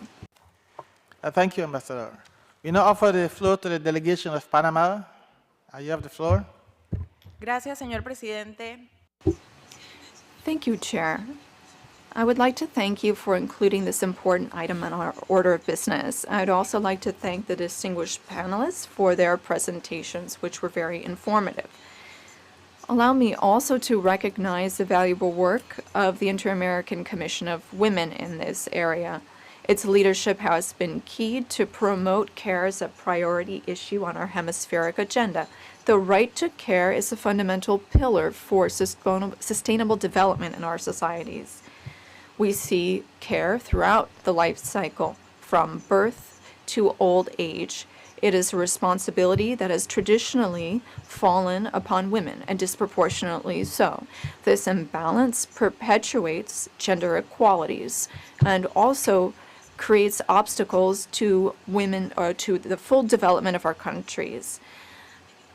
Panama has made important progress. We have carried out studies on the supply and demand for care services. We have roundtables with various sectors in our society, and we have developed a pilot project to provide evidence behind our public policies and to make them more effective.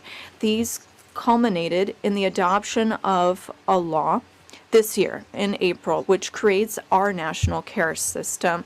This law sets out definitions of what care work is, what a dependent is, and it also creates a platform for governance. In August of this year, we began to implement two innovative modalities: at-home care assistance and care for elderly people who are dependents. We have also created another program to provide more care to elderly people. We have also developed a kind of barometer which allows us to identify 4 categories of dependence. And this system will allow us to allocate resources and services more effective. This year, we have also started to raise awareness about this law in various areas of the country.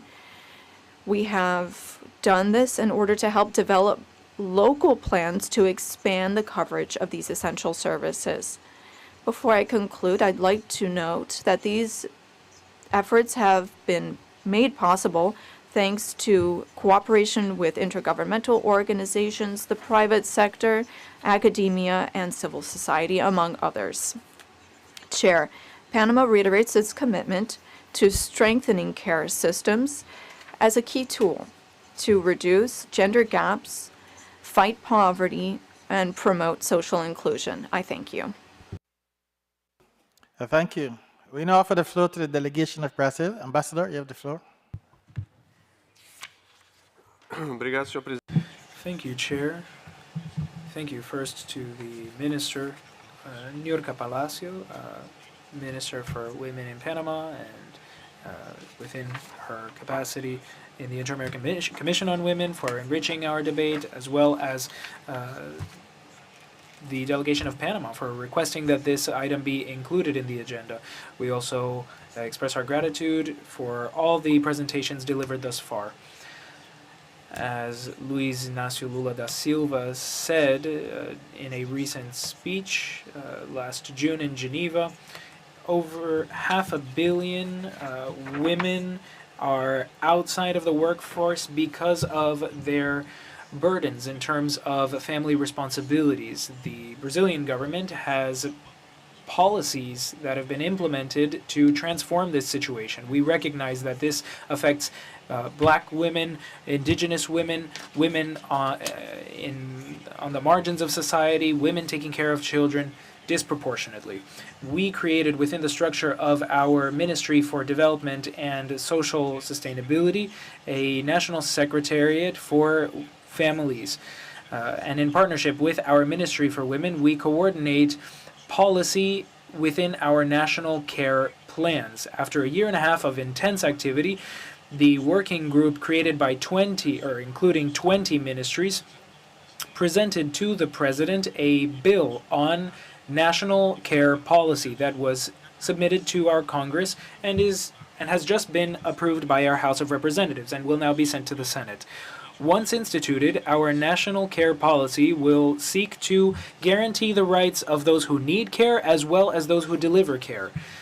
Those who suffer inequality due to gender, race, or territorial discrimination. The state and the private sector must work just as hard as women to provide such care. And although care is a right and a need that we all share, the responsibility in terms of delivering that care is often disproportionately in the hands of women. Domestic care, which is often remunerated, means that nearly 30% of women who could have sought out work opportunities in 2023 had to prioritize their family responsibilities. Many women who are inserted in the labor market have to work twice as hard to balance their additional responsibilities. For women with children between the ages of 0 and 3 years old, have twice as many responsibilities. And that affects some 62% of women that we're looking at here. We define care as the right that all people have to access care from all ages. This is children, people with disabilities, the elderly, people who need help with daily basic tasks. And our document recognizes the difference between those who care and those who receive care. So we try to implement initiatives to establish a more equitable and fairer society for all. Thank you, Ambassador. We now offer the floor to the delegation of Chile. You have the floor. Thank you, Chair. A very good morning to all. We would like to thank the panelists for their excellent presentations and for providing a structure for our dialogue by sharing their experience and expertise. I would also like to thank the Mission of Panama, which is currently chairing SEAM through its Minister of Women, Niurka Palacios. Chile is currently the vice chair within SEAM with our Minister of Women, Antonia Reina.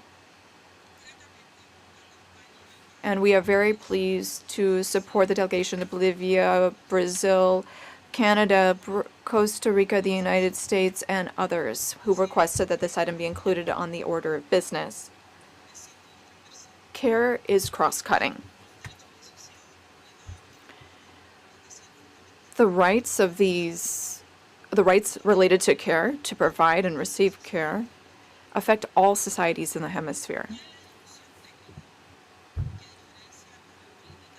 We distinguish care policies from other types of policies. We have labor policies, public health policies, among others. And of course, these recognize the existence of care workers.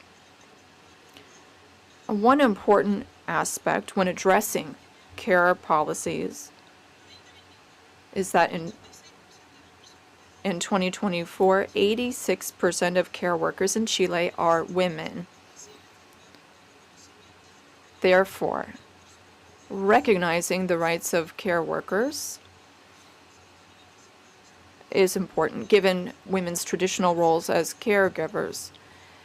And we need to recognize the rights of these women who carry out these tasks without protection, recognition, or sometimes pay. Recognizing this is progress in itself, but it's not enough, which is why we need these care policies. We need to help develop the potential of these care workers. We have recognized formally some of these care workers in order to help make their work more visible. In total, about 1 million caregivers still need protection from our system. This is something that requires greater support. We have worked with the Ministry of Social Development and Families in Chile in order to set up a program. It is led by the highest authorities of our government with participation by civil society. There is a national council and regional councils that bring together civil society. We have also carried out dialogue in 2022 and 2023 with civil society in order to work on our national care policy. This is also supported by UN Women. Thanks to this program called Chile Cuida, or Chile Cares, we have begun to work on implementation of some of these measures. We have a network that provides social services to provide care. We have started to set up community networks. There are 7 community care centers in our country that provide care services. Our goal is to have 100 of these by 2026. Thanks to georeferencing, to better understand where care is needed and provided, these care centers allow us to address needs throughout the country and incorporate the public and private sectors. This is not just about righting historical wrongs. It is about improving our societies. And as we heard from the ambassador of El Salvador, more and more people will need care in the years to come. The Permanent Council is recognizing this. That is the urgent need for governments of the Americas to have policies that recognize and protect the rights of citizens, the right to care, and this support has to be done collectively by everyone. Thank you. Thank you. We now offer the floor to the delegation of Grenada. Ambassador, you have the floor.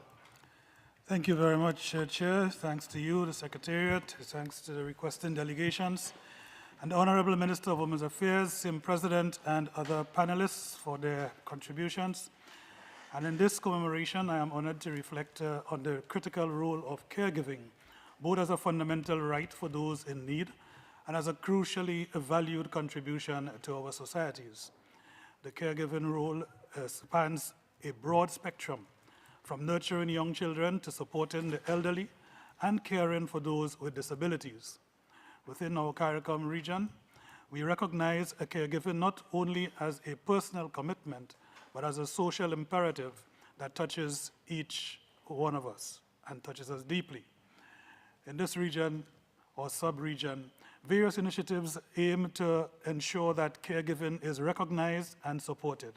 For example, the Jamaican government has strengthened social safety nets to support caregivers, acknowledging their indispensable role in community well-being.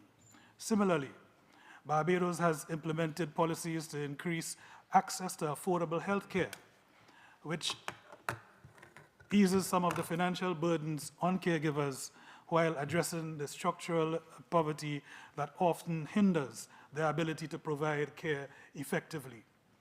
Poverty, Chair, is a pressing issue in caregiving. Too often, families and caregivers in lower socioeconomic brackets bear an excessive burden, forced to make sacrifices that threaten their very well-being.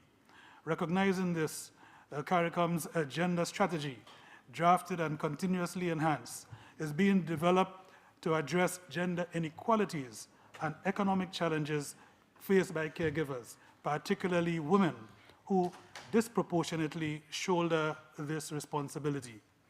This strategy encourages coordinated regional efforts to provide financial support and ensure fair compensation, addressing caregiving as an economic necessity, yes, not just as a social duty. The need to protect caregivers is paramount. They face physical and emotional demands daily with little respite or support.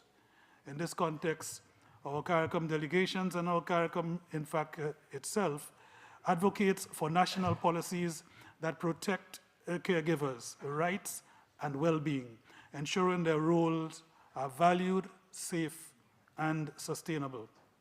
Furthermore, caregiving should not be confined to gender stereotypes as mentioned here by the panelists. We quite agree. It is essential to break down a societal expectation that caregiving is solely, quote-unquote, women's work. By fostering inclusive approaches to caregiving, we can encourage more men, more boys to participate in and elevate caregiving as a shared social responsibility free of outdated biases. Closing these remarks, my delegation stand alongside the members of our CARICOM group here at the OAS in saluting this forum of focus within the organization, prioritizing caregiving as a pillar of social justice, human rights, and sustainable development. It is our shared goal and desire that caregivers are empowered, protected, and supported, for they are, in many respects, the backbone of resilient, compassionate societies. I thank you, Chair. Thank you, Ambassador. We now offer the floor to the delegation of Bolivia. You have the floor. Thank you, Chair. We welcome the presentations delivered on such an important matter, something so important to our countries. The International Day of Care and Support, which is held every October 29th, was established in a General Assembly resolution of the UN in August of 2023 with the goal of highlighting the importance of care and support and their key contribution to achieving gender equality and sustainability in our societies and economies, and on the need to invest in a resilient and inclusive care economy, including developing care and support systems that are solid and resilient. In this regard, we highlight the important work that the Inter-American Commission on Women has carried out through the development and publishing of a model law on care and support, which presents guidelines to achieve national objectives. This seeks to redistribute, provide, and promote as a public good and acknowledgement of non-remunerated caretaking work. We also want to recognize the work carried out and presented in front of the Inter-American Court of Human Rights last year on the content and reach of the right of care, or the right to care, and its connection to other rights.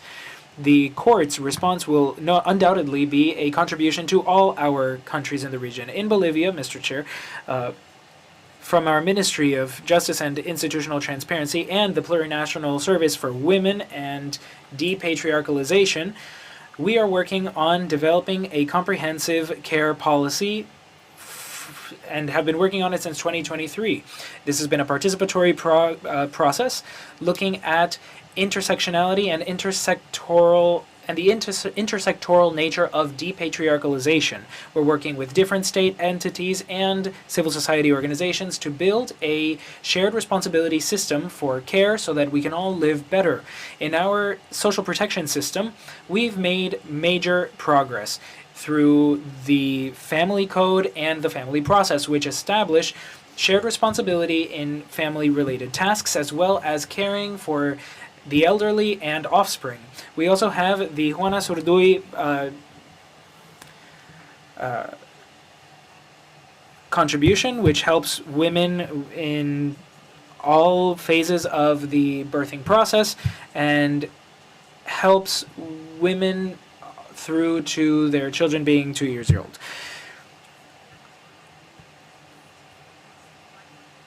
We are trying to make sure that, among many other guidelines, we're making progress for all women. In this regard, what we're looking at now is systematizing all our guidelines and public policies within an intersectional framework to create a comprehensive, sustained model for caring for people at all stages in life and so that they can live well. We're not just talking about care services for the population in vulnerable situations. We're talking about comprehensive care for all people at all stages in life so that we can allow everyone to live well and promote decolonization and depatriarchalization.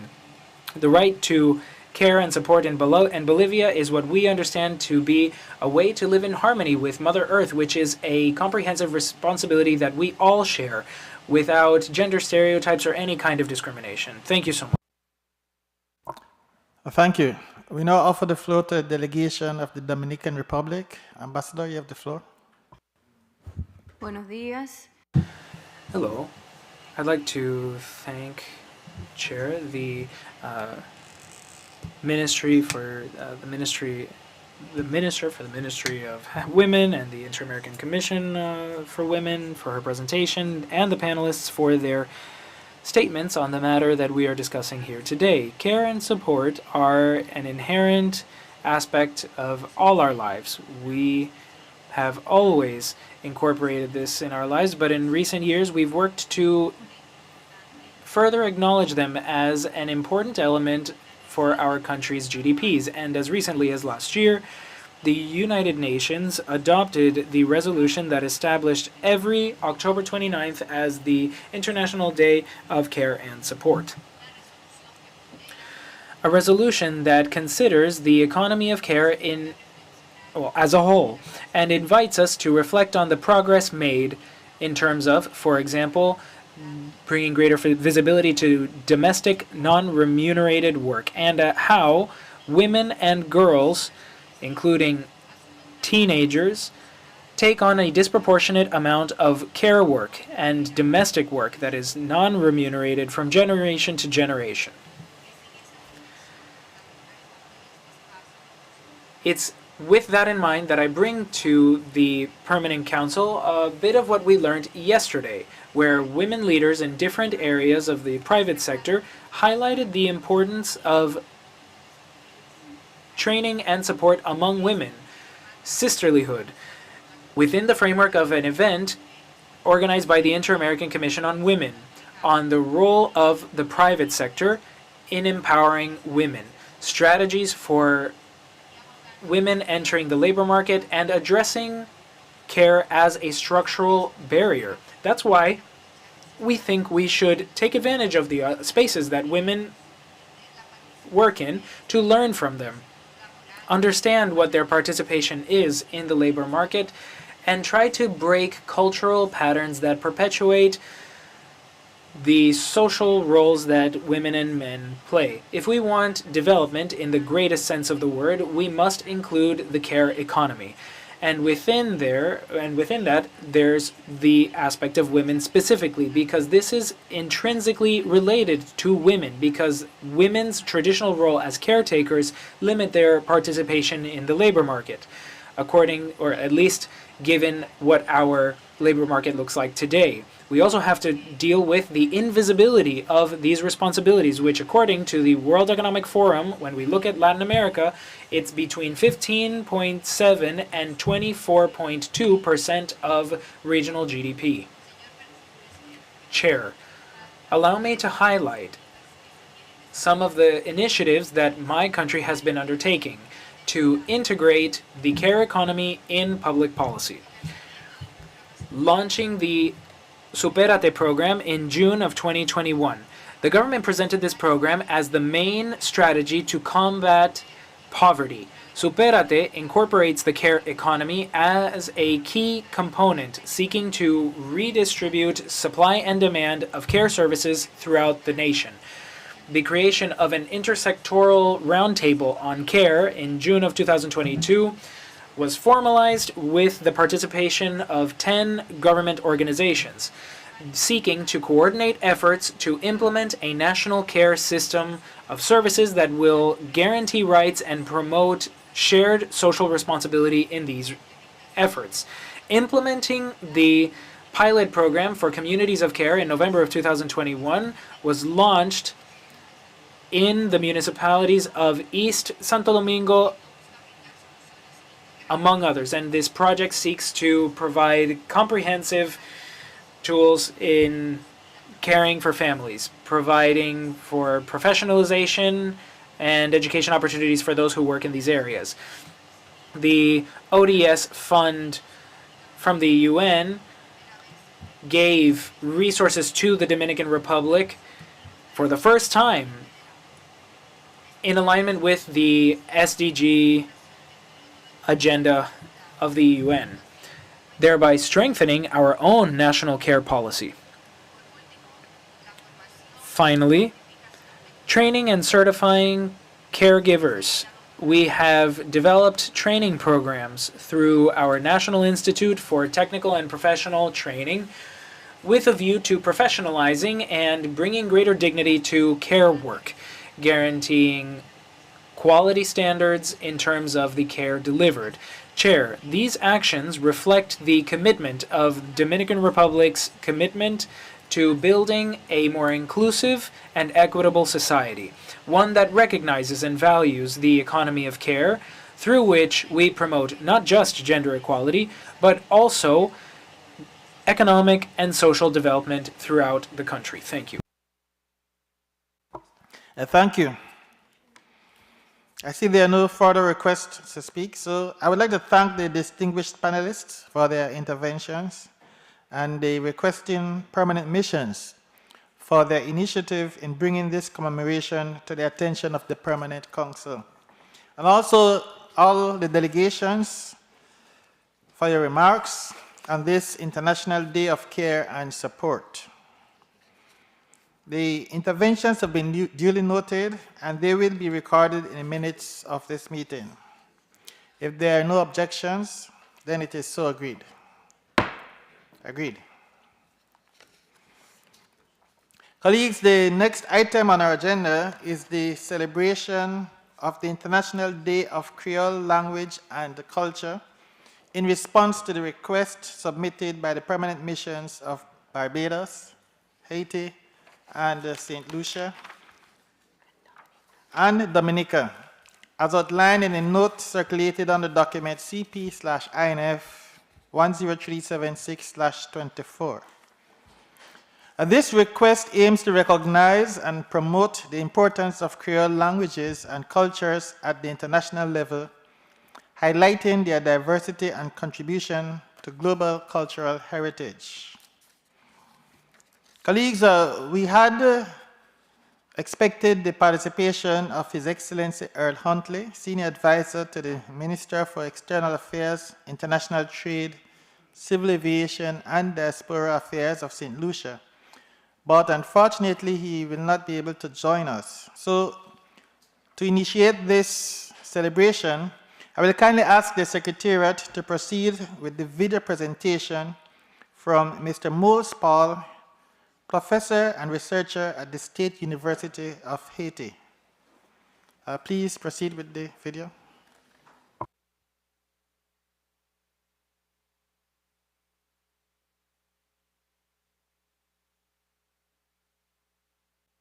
We are not hearing this.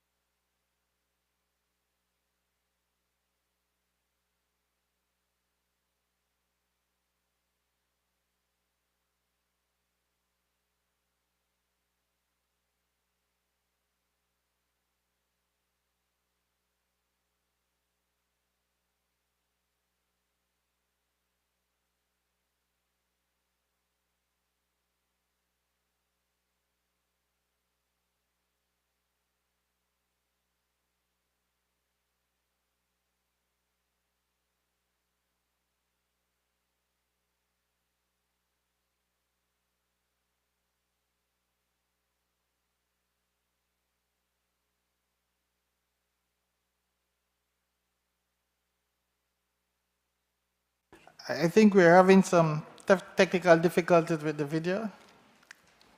So I propose let's proceed to item 4 on our agenda, and if we get the video sorted out, then we can come back to that.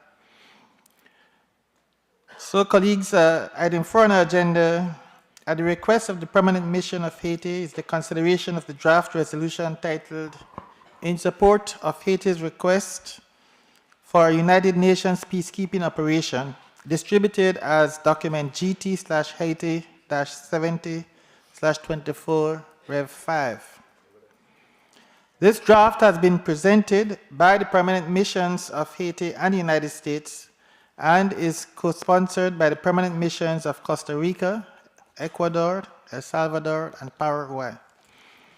It is the result of an extensive process of informal consultations led by the chair of the Working Group on Haiti, to whom we express our gratitude for their leadership, as well as all the delegations that participated actively and constructively in this process to produce the consensus document that we have before us.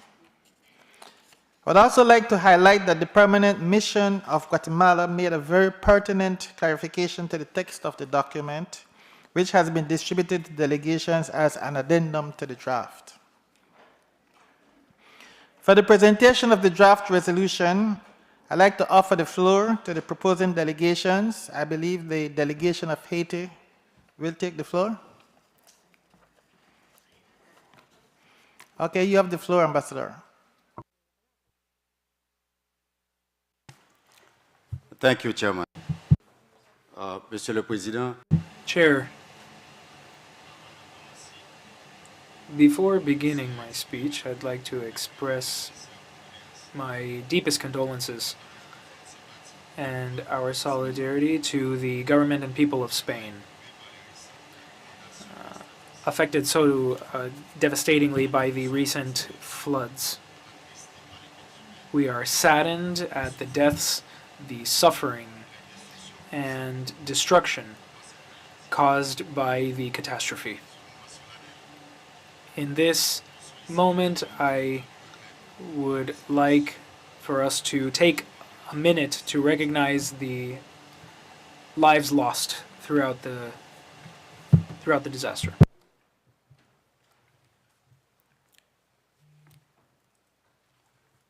Monsieur le Président. Chair, in such difficult times, Haiti stands in solidarity with Spain, and we wish them courage and bravery to all those families who are working so hard to reestablish and rebuild their lives. Chair, at the outset, I would like to express the gratitude of my delegation for having included this item on the order of business for such an important session. Allow me also to thank the delegations that co-sponsored this draft resolution and all those who have given it their support, contributing to consensus on the project titled "In Support of Haiti's Request for a United Nations Peacekeeping Operation." I welcome the work undertaken within the OAS on Haiti in this regard, under the leadership of Ambassador Frank Mora of the United States. Chair, the resolution that we present today, I take the floor today, I should say, on behalf of the people of Haiti, our government, and on behalf of my delegation at this decisive hour for the region. Haiti, a full-fledged member of our hemispheric community, is currently at a critical juncture where the challenges are enormous, but in which the opportunity for recovering stability and democracy materialize as well. Chair, the resolution that we present today surpasses the interests of any single nation. This is a symbol of cohesion and collective responsibility among the states of our region to help Haiti in its path towards peace and constitutional governance. By requesting unanimity in the UN Security Council in transforming the multinational security support mission into a peacekeeping operation, we reiterate our commitment to guaranteeing regional stability with a view to consolidating collective security. The will of Haitian stakeholders to strengthen governance has been seen in the recent transition of leadership. The nomination of Mr. Alex Didier Fils-Aimé as our new Prime Minister on such short notice shows our solid commitment to move towards a legitimate and representative government. Our provisional government is finalizing its cabinet, showing its determination to establish conditions that would allow for a peaceful transition process, one that will be inclusive as well. Chair, in that regard, our desire to change, or our request to change the MSSM into a peacekeeping mission with the UN is not just a matter of security. This is an act of trust. Trust in the international community that it would walk alongside Haiti in its quest for democratic legitimacy. The security situation has recently worsened with alarming incidents in Haiti, such as last Monday's attack, where armed groups opened fire on commercial planes. This act clearly shows the breadth of the threat that weighs not only on Haiti, but on the region's security as a whole. A PKM would provide credible assurance of international support, a key element for holding transparent elections in Haiti and reestablishing or restoring constitutional order. Chair, Haiti's future is intrinsically linked with our hemisphere's stability. By working hand in hand to transform the MSSM into a United Nations peacekeeping mission, we don't just strengthen security in Haiti, we also contribute to peace and security throughout the region. I would like to close by reminding everyone that the path forward that we're proposing to the UN Security Council is part of a specific timeline to bring democracy back to Haiti. We invite our hemispheric partners to follow our transition. Together, we have an opportunity to show the strength of regional solidarity by supporting a process that inspires not only Haiti, but the entire region to act. Chair, by adopting this resolution, we consolidate our unwavering commitment to a peaceful, democratic, and prosperous Haiti, one in line with the shared values of our hemisphere. Thank you so much. Thank you, Ambassador, for presenting this resolution, as well as for your update on recent developments in Haiti. I think developments which underscores the urgency of our efforts here today and our commitment to continue supporting Haiti in its quest to restore democratic governance in that country. I now consult distinguished delegations to inquire. I'm sorry, we have a request from the United States for the floor. Ambassador, you have the floor. Yes, I'm sorry, Chair. The United States would simply like to second the motion and hope that this resolution can be adopted by acclamation. Thank you. Thank you. So delegations, we've been asked to adopt this resolution by acclamation. Do we?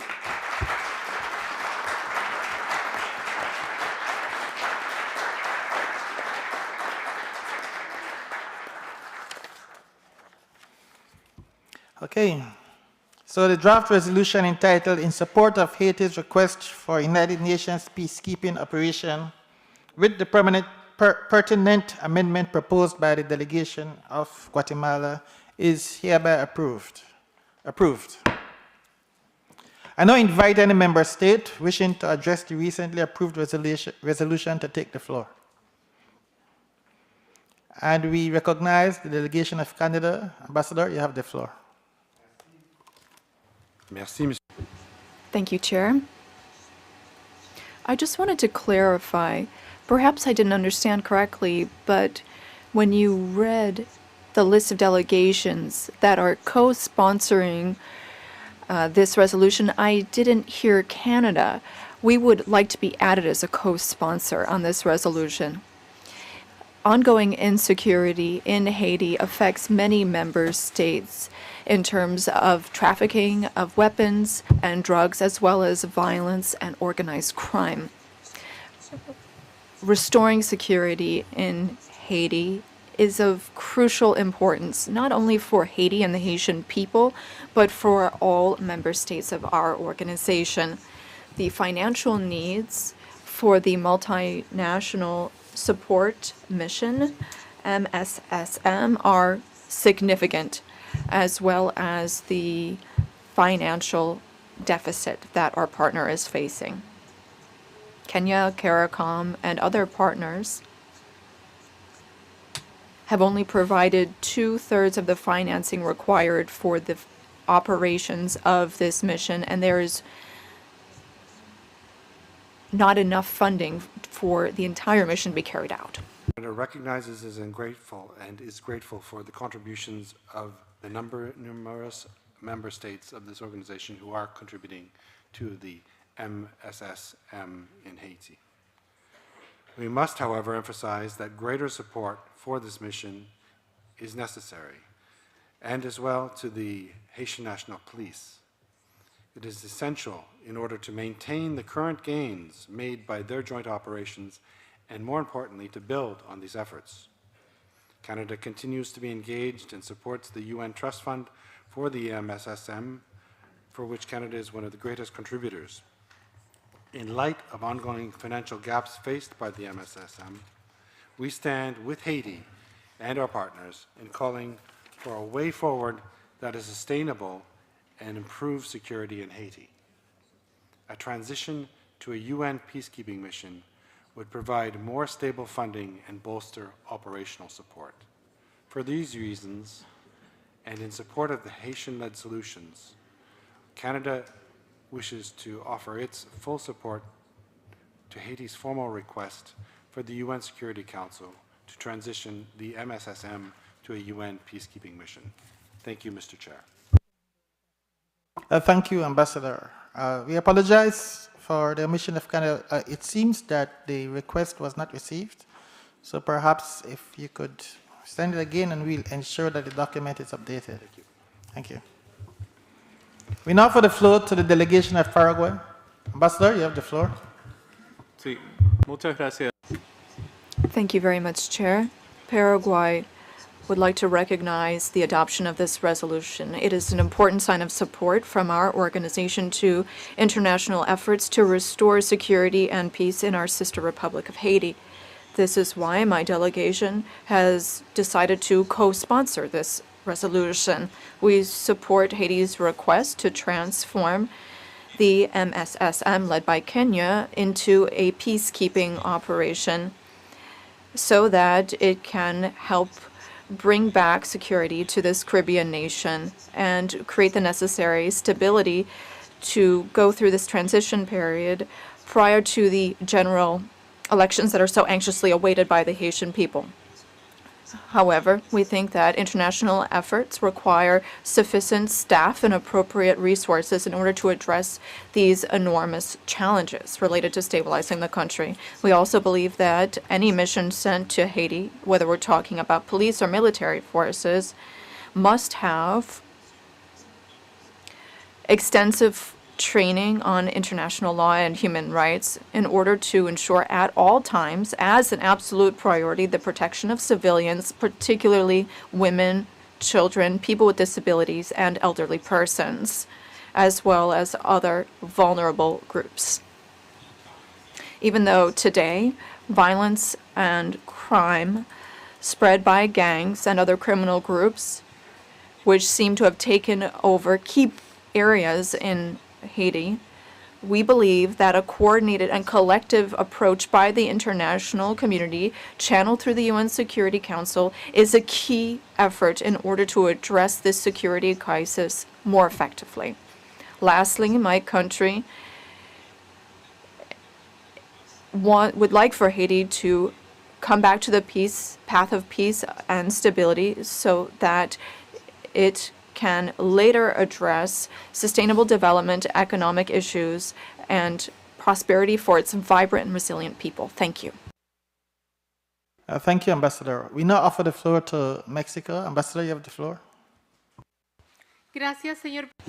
Thank you, Chair. Mexico expresses deep regret over the acts committed by armed gangs and criminal groups in recent days, which continue to affect the civilian population, governance, and stability of Haiti. This is why Mexico joined consensus in adopting by acclamation this resolution to support Haiti's request for a UN peacekeeping operation. It reflects our commitment to support the analysis of Haitian initiatives to overcome challenges in the area of security, development, and democracy. Mexico believes that it is key for the Security Council of the UN, as the relevant body within the international system, to be the body where this analysis takes place to see whether this MSSM can turn into a peacekeeping operation led by the UN. Based on the request from the Haitian government, the Secretary General stated in as much in the UN security resolution on this issue. This analysis needs to take into account political, financial, and logistical considerations, as well as experience and lessons learned from PKOs carried out by the UN in Haiti in the past. Specifically, the UN stabilization mission in Haiti, MINUSTA. We have taken note of the recent events in Haiti, which led to the nomination of a new prime minister, and we call upon Haitian political authorities to focus on complying with the agreements reached in Kingston, Jamaica earlier this year in order to restore security and the well-being of the people, as well as strengthen the rule of law and especially hold general elections in 2025. Mexico will continue working closely with Haiti through cooperation measures to improve security and development conditions in Haiti. I thank you. Thank you. We now offer the floor to the delegation of Brazil. Ambassador, you have the floor. Obrigado, presidente. O Brasil. Thank you, Chair. Brazil has been systematically providing support to Haiti, and we defend any solution to the conflicts there right now. Brazil has also highlighted the connection between peace and development, and we believe that any action to consolidate security will be futile if we don't look at the other side of the equation. We have the firm conviction that the resolution adopted at the most recent OAS General Assembly will allow us to address the most urgent security issues on the ground, as well as the issue pertaining to a lack of opportunities for the future in this country. Taking into consideration all security aspects, we are in conversation with the government of Haiti through our embassy in Port-au-Prince to establish a police training program for Haitian police officers in Brazil. There was a recent inauguration of the Paulo Freire Training Center in the south of the country, which will train at least 3,000 professionals per year, despite all the conflicts and issues facing the security situation today. We show solidarity for the security conditions in the country currently. In collaboration with United States, we held a meeting parallel to the G20 session in Rio de Janeiro last February. We will continue to support Haiti, and we will respect the competence of the UN Security Council in its efforts to aid the country through the MSSM or through peacekeeping operations. Thank you, Chair. Thank you. We now offer the floor to the delegation of Chile. You have the floor. Gracias, Presidente. Thank you, Chair. We would like to thank the missions of Haiti and the United States for taking the initiative to present this draft resolution. At the same time, we would also like to underscore the positive note of the negotiations that allowed this resolution to come to be. Transitioning the MSSM into a PKO under a UN mandate is timely and needed so that we can carry out these operations and provide Haiti with the net resources it needs in every area of the country and support the Haitian police. Chair, Chile has a long history of commitment to Haiti. Resolving this crisis must be done with the support and the initiative of the Haitian people and the government, and we will provide our support to measures that Haiti establishes by the Presidential Transitional Council with the support of the international community. The OAS has an important role to play, as we've seen in the office of the Special Representative of the Secretary General to Haiti. I thank you. Thank you. We now offer the floor to the delegation of the United States. Ambassador, you have the floor. Thank you very much, Mr. Chair, and good afternoon, distinguished representatives. On behalf of the United States, I'd like to express our sincere gratitude to all members for their collaborative spirit and shared commitment leading to the adoption of this resolution in support of Haiti's request for a United Nations peacekeeping operation. Today's adoption of the resolution by consensus embodies the strength of this Council when we work together towards shared principles of peace, stability, and the advancement of democracy across our hemisphere. This resolution is a powerful message of solidarity to the people of Haiti, who face profound challenges daily, from gang violence and political instability to devastating humanitarian crises. Our collective endorsement sends a clear signal. Haiti does not stand alone. Together, we reaffirm our support for the transitional Haitian government and it encourages its courageous call for a peacekeeping mission that promises greater security and an opportunity for Haitians to rebuild their democratic institutions. We commend the contributions of each OAS member state that has supported the multinational security support mission. Your unwavering commitment makes a profound difference. For those who continue to consider support of this mission, we extend our encouragement and stand ready to collaborate as we support a safe and prosperous future for Haiti. As this resolution underscores, peacekeeping alone is not the answer. Long-term stability in Haiti requires the international community to work together on a comprehensive approach that addresses the underlying social, political, and economic conditions in the country. The United States is committed to strengthening these efforts, working alongside all of you to bring Haiti closer to the peace and democracy its people deserve. Finally, I want to thank the permanent missions of Haiti and all the co-sponsors of this resolution for their leadership and vision in pushing this resolution forward. Thank you, Mr. Chair. Thank you. We now offer the floor to the delegation of the Dominican Republic. Ambassador, you have the floor. Gracias, Presidente. Thank you, Chair. My delegation would like to thank the United States and Haiti for presenting the draft resolution to support Haiti's request for a UN peacekeeping operation.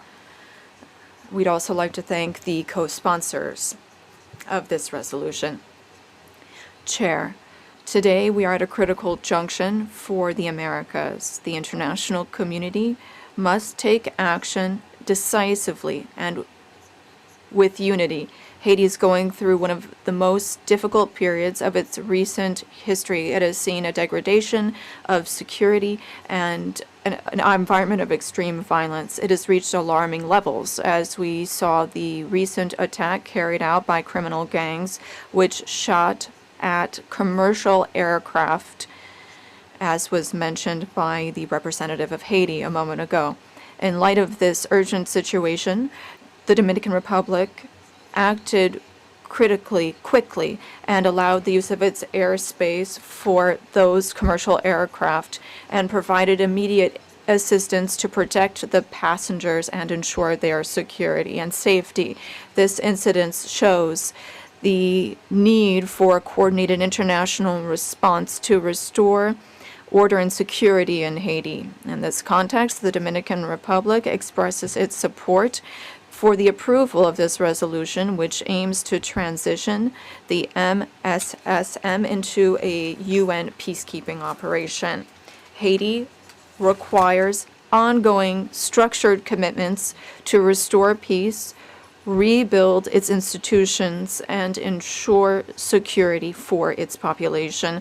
I'd like to use this opportunity to underscore the role that the government of the Dominican Republic has played in these efforts. From the outset, we have advocated for a comprehensive, coordinated approach to address the Haitian situation. We understand that stability in Haiti is intrinsically linked to peace and security for the entire region, and specifically for our country. Aware of this reality, our government led diplomatic efforts so that the UN Security Council would take concrete measures and promote adoption of the UN resolution that created the MSSM. This resolution authorized the deployment of the mission and was a decisive step to begin to take concrete steps to stabilize Haiti and to enable the implementation of a peace agenda to address the immediate and deep-rooted causes of this situation. The Dominican Republic has demonstrated its commitment to stability in Haiti and has constantly called upon the international community to join these efforts. Support for a peacekeeping operation under the UN is undoubtedly a key step towards stabilization and security in Haiti. The government of the DR reiterates its commitment to collaborate closely with Haiti and with the international community to implement this operation. We will offer all support needed to ensure that the objectives established are achieved. Peace and stability in Haiti. Again, I repeat, are key. I thank you. Thank you, Ambassador. We now offer the floor to the delegation of Costa Rica. Ambassador, you have the floor. Muchas gracias, señor. Thank you very much, Chair. Good afternoon, everyone. I would like to express Costa Rica's firm support for the resolution just adopted by this Permanent Council, which is adopted by acclamation.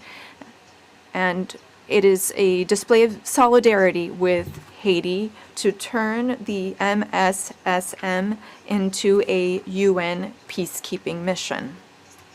This initiative is a key step in addressing the deep-rooted challenges that Haiti is facing as it seeks stability, security, and democratic rebuilding, as we have just heard from the ambassador of the permanent mission of Haiti to the OAS. We'd like to give special thanks to our colleagues from Haiti and the United States, especially Ambassador Frank Mora, for their leadership and commitment in presenting this resolution.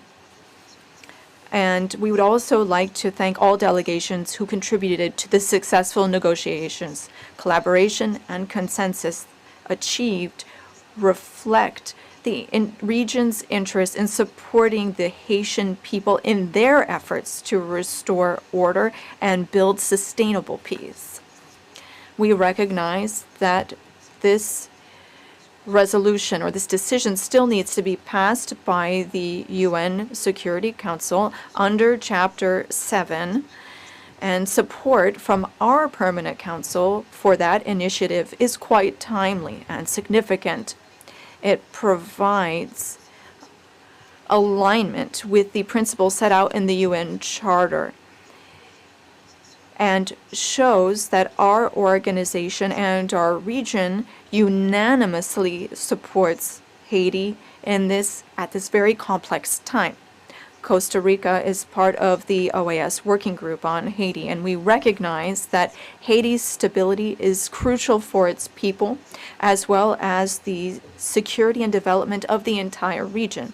In that regard, we believe that the transition to a peacekeeping operation under the United Nations, with full respect for Haiti's sovereignty, will help mitigate the serious security crisis and will also strengthen Haiti's democratic institutions.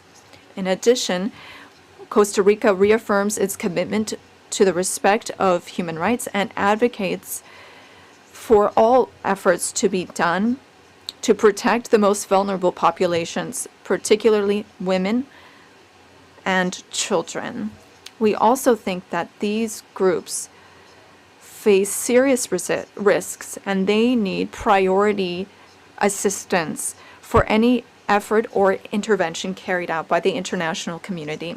To conclude, we would like to note for the record that we agree with what was expressed by other delegations and by the government of Haiti itself, and that any mission in Haiti needs to have the absolute consent of the Haitian authorities and the clear, decisive support of the Haitian people. We firmly believe that this legitimacy is essential for the success of any peacekeeping mission and any rebuilding in Haiti. It is only with a sense of shared commitment and partnership among all member states that we can move forward in rebuilding Haiti's society and economy. It is a key step towards a lasting peace for the Haitian people. I thank you. Thank you, Ambassador. We now offer the floor to the delegation of El Salvador. Ambassador, you have the floor. Muchas gracias.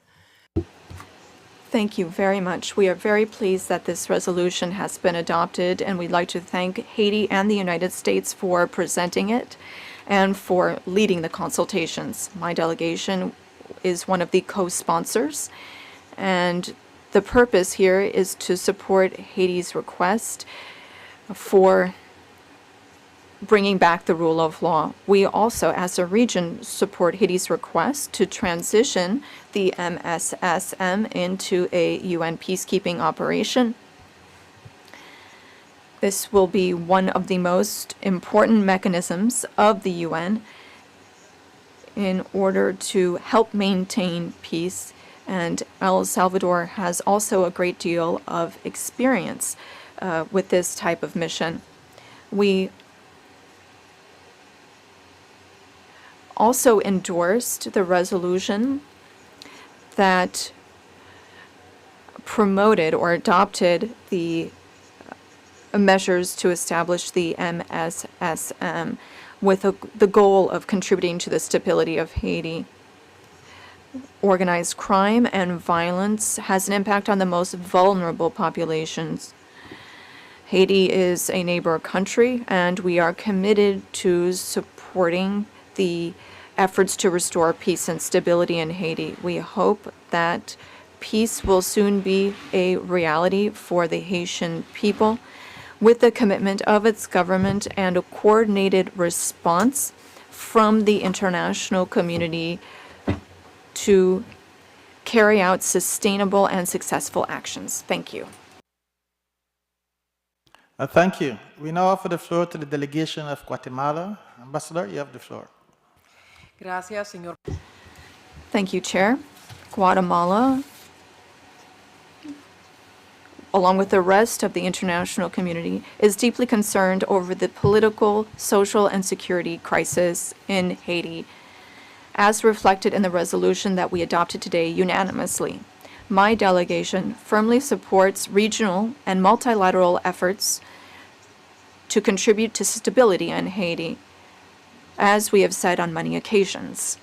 We believe that it is a priority to cooperate and to strengthen democratic institutions and ensure a free and transparent elections process in accordance with the responsibility to promote democracy, peace, security, and the well-being of all inhabitants of our region. The ongoing instability in Haiti has devastating effects on the lives of millions of Haitians and has shaken the foundations of Haitian society. We firmly believe that a comprehensive effort is needed to put an end to this crisis and help rebuild the country. These efforts should strengthen security and support the development of democratic institutions that ensure full respect for human rights. Guatemala's support for the MSSM responds to the urgent need to guarantee security and public order. These are essential pillars for restoring political and institutional stability in the country. We respectfully suggest that all member states consider supporting Haitian authorities in restoring the capacities of the government and supporting the population.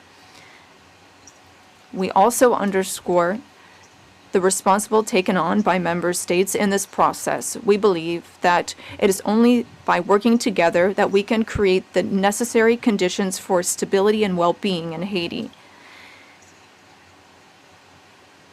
Our president spoke at the recent UN General Assembly and supported all efforts to restore security and stability in Haiti.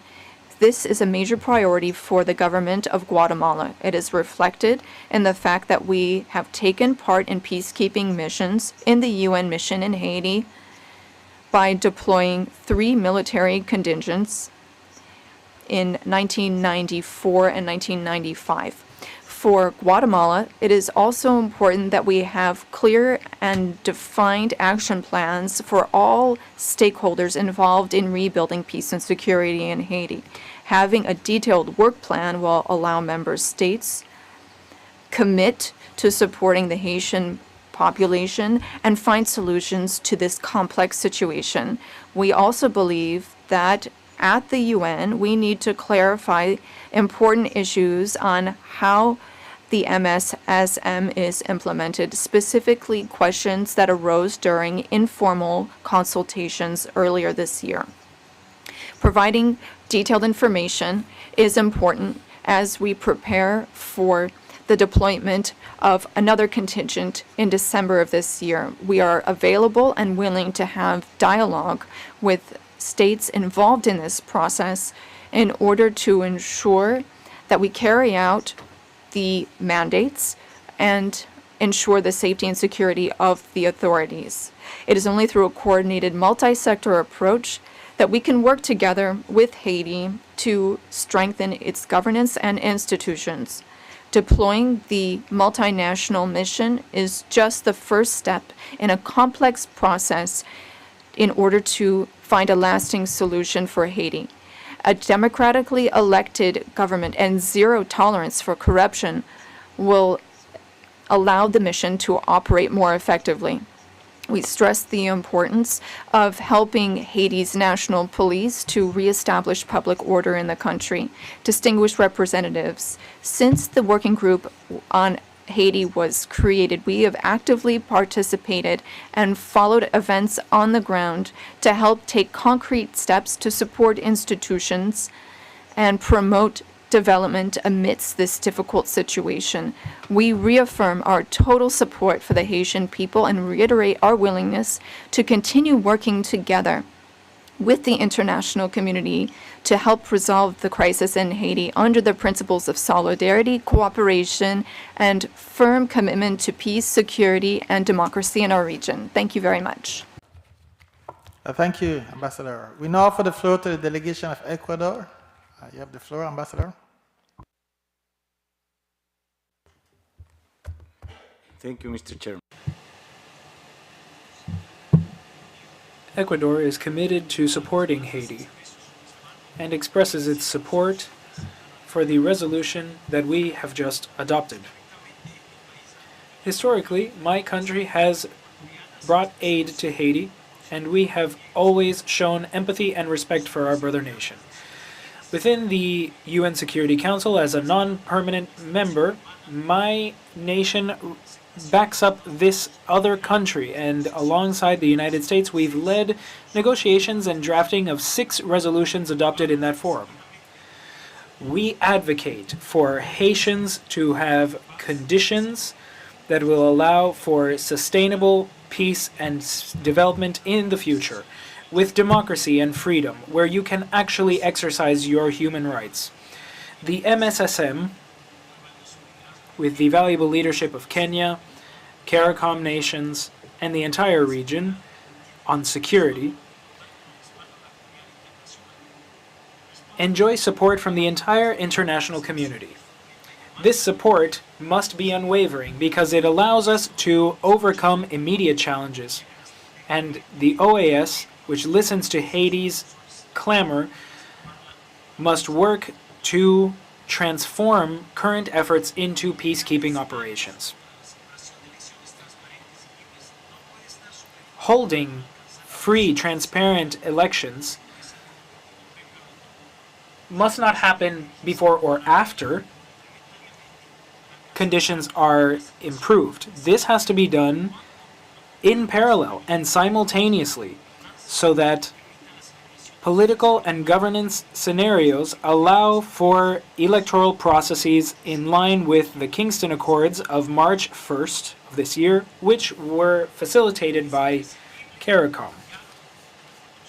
We must have dialogue throughout the transition process. It must be inclusive and representative. We must include youth and women facing food insecurity and all of the additional symptoms that cause 50% of the Haitian population to be affected, as well as other vulnerable aspects of the population. This is an irrefutable humanitarian crisis, and we must work simultaneously to exit such a crisis.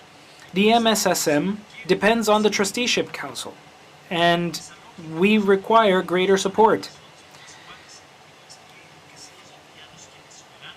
The Haitians must also be the ones to define their own destiny, and therefore we must lend them an ear so that we can transform these efforts into a PKO, one that will be duly funded through the relevant regulations for such operations. The message to criminal groups must be clear, that we will not waver in our support for Haiti. The international community's role of support must be rewritten in this chapter. One might think that a combination of failures and climate events have mired Haiti in the situation it's currently in. But the situation that we see requires that we all work together so that Haitians, especially the most vulnerable, know that their hopes of a better future are not utopic in nature. The black market, illicit substance trafficking, as well as that of arms and ammunition, has allowed for violence to reign, while basic products for survival are inaccessible to the Haitian population. And the Haitian people cry for the MSSM to become a PKO. This situation is a grave crisis that affects our entire region and that we cannot turn a blind eye to. Haiti needs us, not for us to console them or help it lick its own wounds. The OAS must define efforts moving forward according to democracy, human rights, and development. Thank you. We now offer the floor to the delegation of Peru. Ambassador, you have the floor.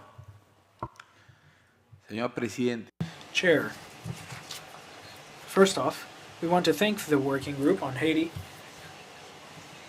namely its chairs, for the initiative to adopt this resolution, which we have adopted by acclamation and which is the result of negotiations held last week by member states. We reiterate, though, that Peru supports the request from Haiti to have a United Nations peacekeeping operation established in the nation. We believe that within this framework, in time, efforts will prosper. The efforts already undertaken as part of the MSSM, the Multinational Security Support Mission. Accepting this initiative within the UN Security Council means opening an opportunity to achieve peace and political stability in Haiti within the framework of respecting its sovereignty and fulfilling international law. Peru reiterates its strong commitment to the Haitian people, which can be seen in our participation over the course of 13 years in the stabilizing mission of the United Nations in Haiti, which, starting in 2004, sent military troops to Haiti, ensuring security at voting posts and guaranteeing transparency in elections. Also, in alignment with our Constitution and our national policy, said mission supported strengthening government institutions and the promotion and protection of human rights in Haiti. In face of the current crisis, Peru will maintain this effort. Thank you. We now offer the floor to the delegation of Argentina. Ambassador, you have the floor. Muchas gracias, señor. Thank you, Chair. So much. The delegation of the Republic of Argentina welcomes and congratulates the work carried out by the Working Group on Haiti, whose efforts have allowed for the adoption by consensus of this draft resolution. We express our deep concern over the current situation in Haiti, which is marked by a matter of security, conflicts, and a complex humanitarian scenario. This requires a solid response from the international community and renewed commitment to support the people of Haiti on their path towards peace and development. Argentina supports the consensus reached during today's session in favor of Haiti's request for the Multinational Security Support Mission to be transformed into a peacekeeping operation by the United Nations in order to contribute to stability in the country and rebuilding democratic institutions. Regardless, we would like to inform that our delegation has sent a note as a footnote to the resolution for consideration by the Secretariat. It is just a matter of addressing a language situation in the resolution itself. We've done so in this resolution and also concerning other resolutions adopted during the most recent General Assembly. We want to reiterate our willingness to collaborate with the efforts that this organization undertakes to reestablish peace and security in Haiti, and we are sure that this resolution will be a concerted step towards building a better future for this country. Thank you very much. Thank you. We now offer the floor to the delegation of Grenada. Ambassador, you have the floor. Thank you very much, Chair, colleagues. With thanks and salutations to the Working Group on Haiti, its chair and members, for the consistent attention and efforts to keep the OAS's actions in respect of Haiti current and relevant. Today we stand united in our commitment to the people of Haiti, a nation that has shown remarkable resilience in the face of long-standing and complex challenges.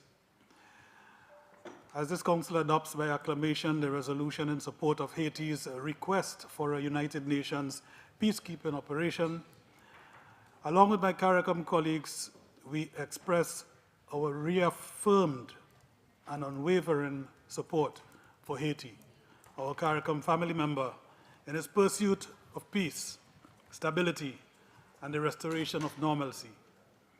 This resolution is a testament indeed to our shared responsibility to support Haiti's sovereignty and its call for transformative international assistance. It is its call.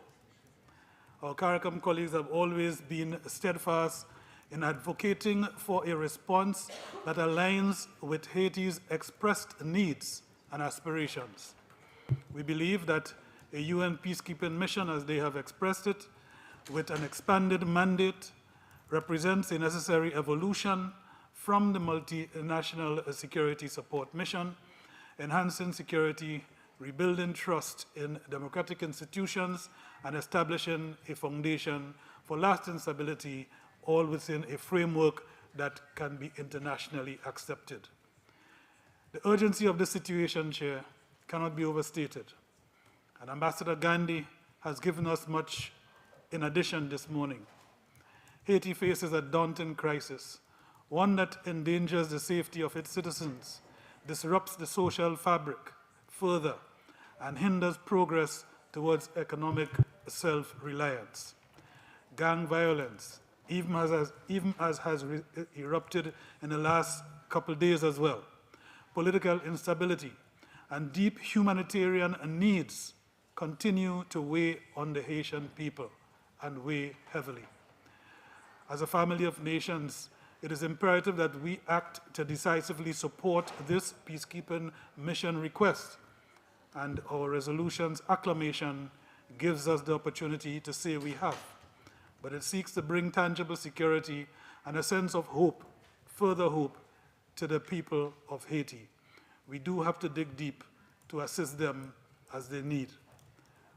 Our CARICOM colleagues further acknowledges the valuable contributions of the international partners in the current mission, and we call upon the stakeholders to come together in solidarity with Haiti where it makes this new call.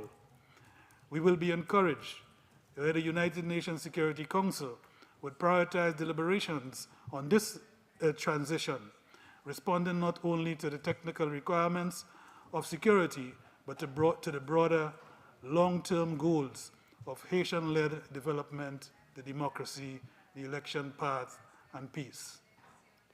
I close these remarks remembering that our work here is not merely in the service of policy, but in the service of humanity as well. And in the success of this request and the operation that may come will be measured by the restoration of peace, the empowerment of Haiti's people, and the realization of their right to secure, stable, and prosperous future. With my colleagues in the CARICOM group, we remain committed to standing alongside Haiti today and always as we work towards a brighter tomorrow for your people. Thank you, Mr. Chair. Thank you, Ambassador. We now offer the floor to the delegation of Colombia. Ambassador, you have the floor. Thank you so much, Chair.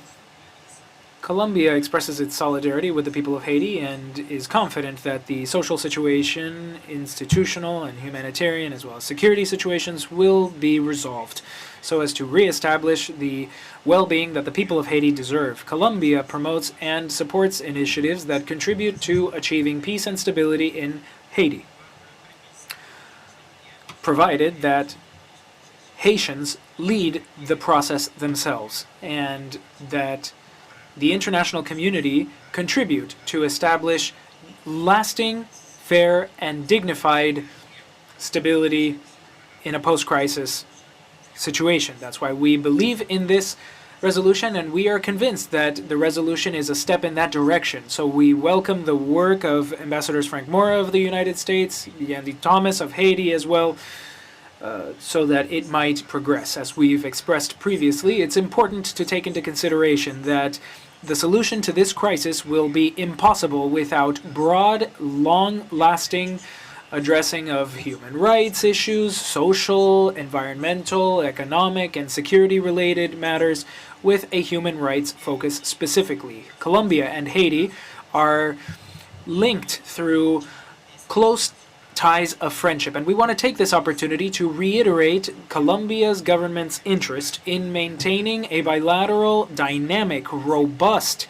agenda in the areas of education, food security, cooperation, commerce, and investment. To use the words of Gustavo Petro, our president, when he announced that he would travel to Haiti, Colombia expects to have close collaboration with the liberating republic that helped us to become independent. We must watch over its commerce. We must make sure that drug trafficking has no inways there. In the last month of May, the government of Colombia, through our Ministry of Foreign Affairs and through our bodies for international cooperation, carried out a financial contribution through the World Food Program with the UN to support strengthening processes or initiatives for food security. We are working hand in hand with Haitian authorities to develop a project within the framework of medium and long-term initiatives with the Ministry of Agriculture, the Center for Tropical Agriculture, Agrosavia, and the University of Córdoba. This project includes donations of seeds, best practices exchange for agriculture and research, with a view to generating greater capacities for producing food in Haiti and promoting food security and recovery of the agricultural sector in Haiti. Additionally, Colombia's National Police has made a proposal to offer training and strengthen capacities among Haiti's police officers when it comes to police prevention and community management. There is an anti-drug training module offered through our educational platform for the Colombia National Police. We are also committed to strengthening patrols and monitoring in the Guajira area and provide greater monitoring in the sea between Colombia and Haiti. Haiti's situation will only improve through our collaboration, and we want to thank all those delegations that have politically supported and contributed to humanitarian solutions with a view to finding a sustainable situation for this brother country of ours. Thank you. We now offer the floor to the delegation of Panama. You have the floor. Muchas gracias, señor presidente. Thank you so much, Chair. The delegation of Panama expresses its satisfaction with the adoption of this important resolution in support of the Haitian authorities for the transformation of the multinational security support mission into a peacekeeping operation under the auspices of the United Nations. This is a crucial moment for Haiti, and Panama reiterates its commitment to the Haitian people in their search for stability, peace, and democratic governance. The Brother Republic of Haiti includes all kinds, or presents all kinds of challenges. There is an unprecedented humanitarian crisis that calls on us to redouble efforts as a hemispheric community to provide a sustainable solution. Our delegation believes that transitioning towards a PKO under the auspices of the UN is an opportunity to strengthen international cooperation and establish a framework that will promote lasting stability in Haiti. Panama's support is not just based on our solidarity with a brother country. It is based on the recognition of the importance of stability throughout our entire region. This commitment includes supporting initiatives that will allow us to address not just the current crisis, but also its root causes. As an organization, we must work hand in hand to deliver support, the needed support, not just technical and financial, but also to strengthen Haitian institutions in support of Haiti's national police. These efforts are necessary to reestablish order and security and guarantee a return to democratic governability and sustainable development. Finally, we reiterate our commitment to collaborate in these efforts, convinced that only through a joint and coordinated effort will we be able to establish peace and stability for Haiti and the region. Thank you very much. Thank you. We now offer the floor to the delegation of Suriname. Ambassador, you have the floor. Thank you, Mr. Chair. The situation in Haiti, unfortunately, is getting worse instead of better. This includes the humanitarian situation, especially the internal displacements, food insecurity, and many health issues. While improving security, including the restoration of law and order, is important, the humanitarian situation deserves utmost attention of the international, regional, and national community. The life of every human in Haiti is important, and we need to prevent more suffering, while at the same time improve the security situation. But we should not only focus on security while people die of malnutrition and other preventable causes. Solving the humanitarian crisis is as important. Suriname has always supported and will keep on supporting all attempts to improve the lives of people in Haiti.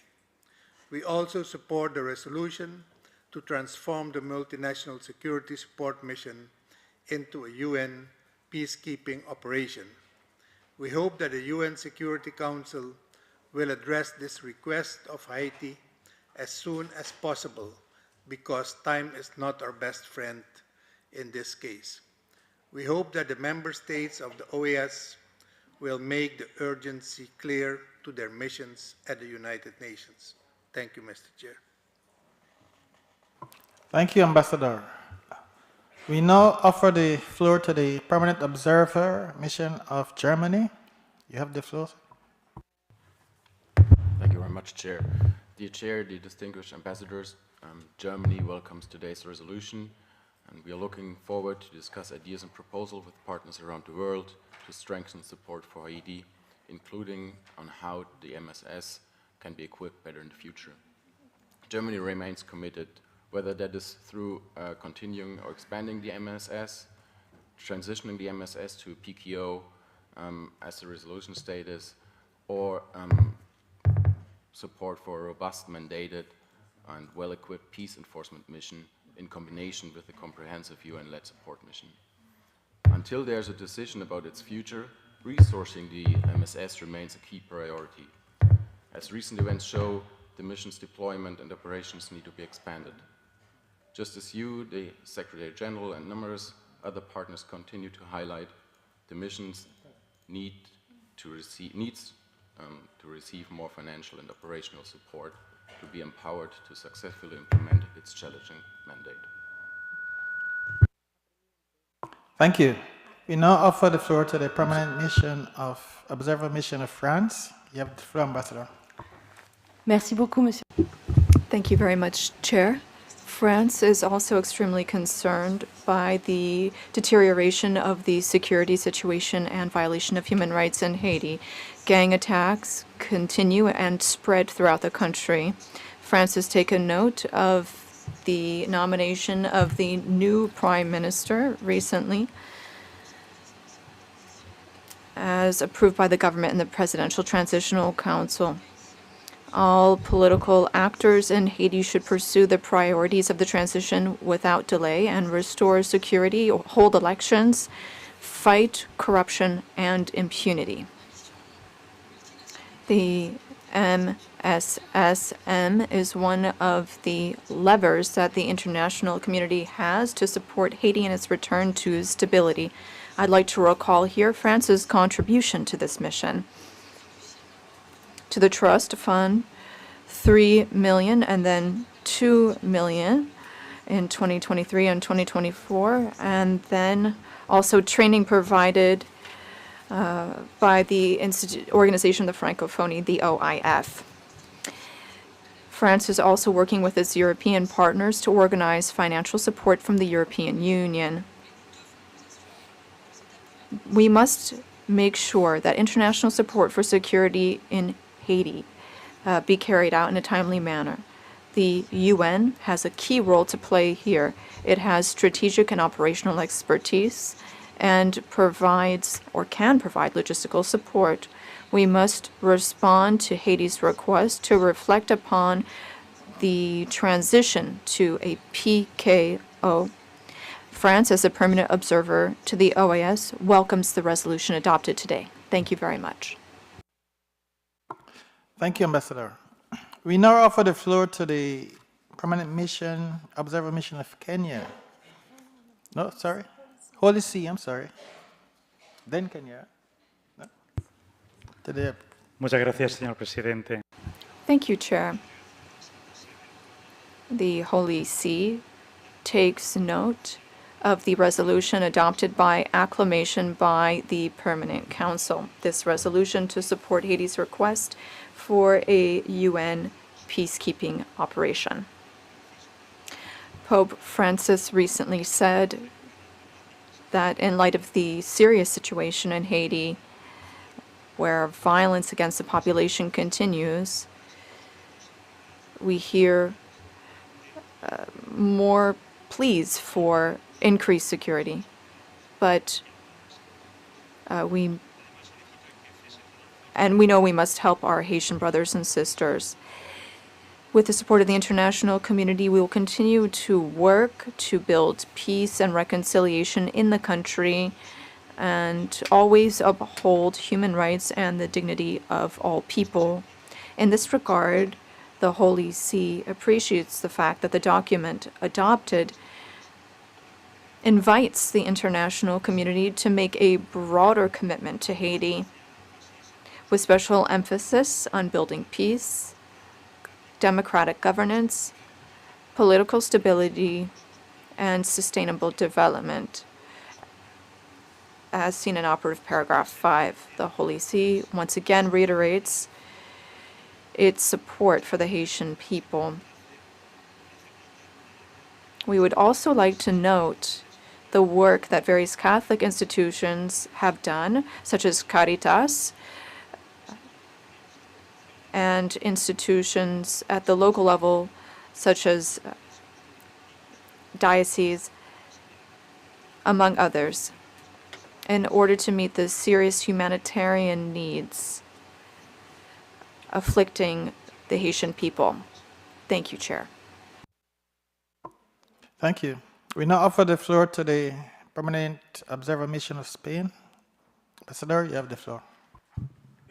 Gracias, señor. Thank you, Chair. I believe that thanks are due to the Ambassador of Haiti. We appreciate his thoughtful words about the victims of the floods in Spain. And we'd like to thank him through you, Chair. We are very moved by your words and as they provide deep consolation to us. Spain continues to be concerned over the situation in Haiti. We support the search for solutions and reaffirm our commitment and support to address this crisis and help return Haiti to democracy and stability. I'd like to recognize the work done by the OAS Working Group on Haiti and commend you for adopting this resolution by acclamation. We hope that this will help improve the situation in the country and help stabilize it, and also help it hold free and fair elections to bring legitimacy back to institutions. Thank you. Thank you, Ambassador. I think I may have cut off the delegation of Germany too early, so you're requesting the floor again? Yes, okay, please proceed. Thank you, Chair. I think there was a technical issue.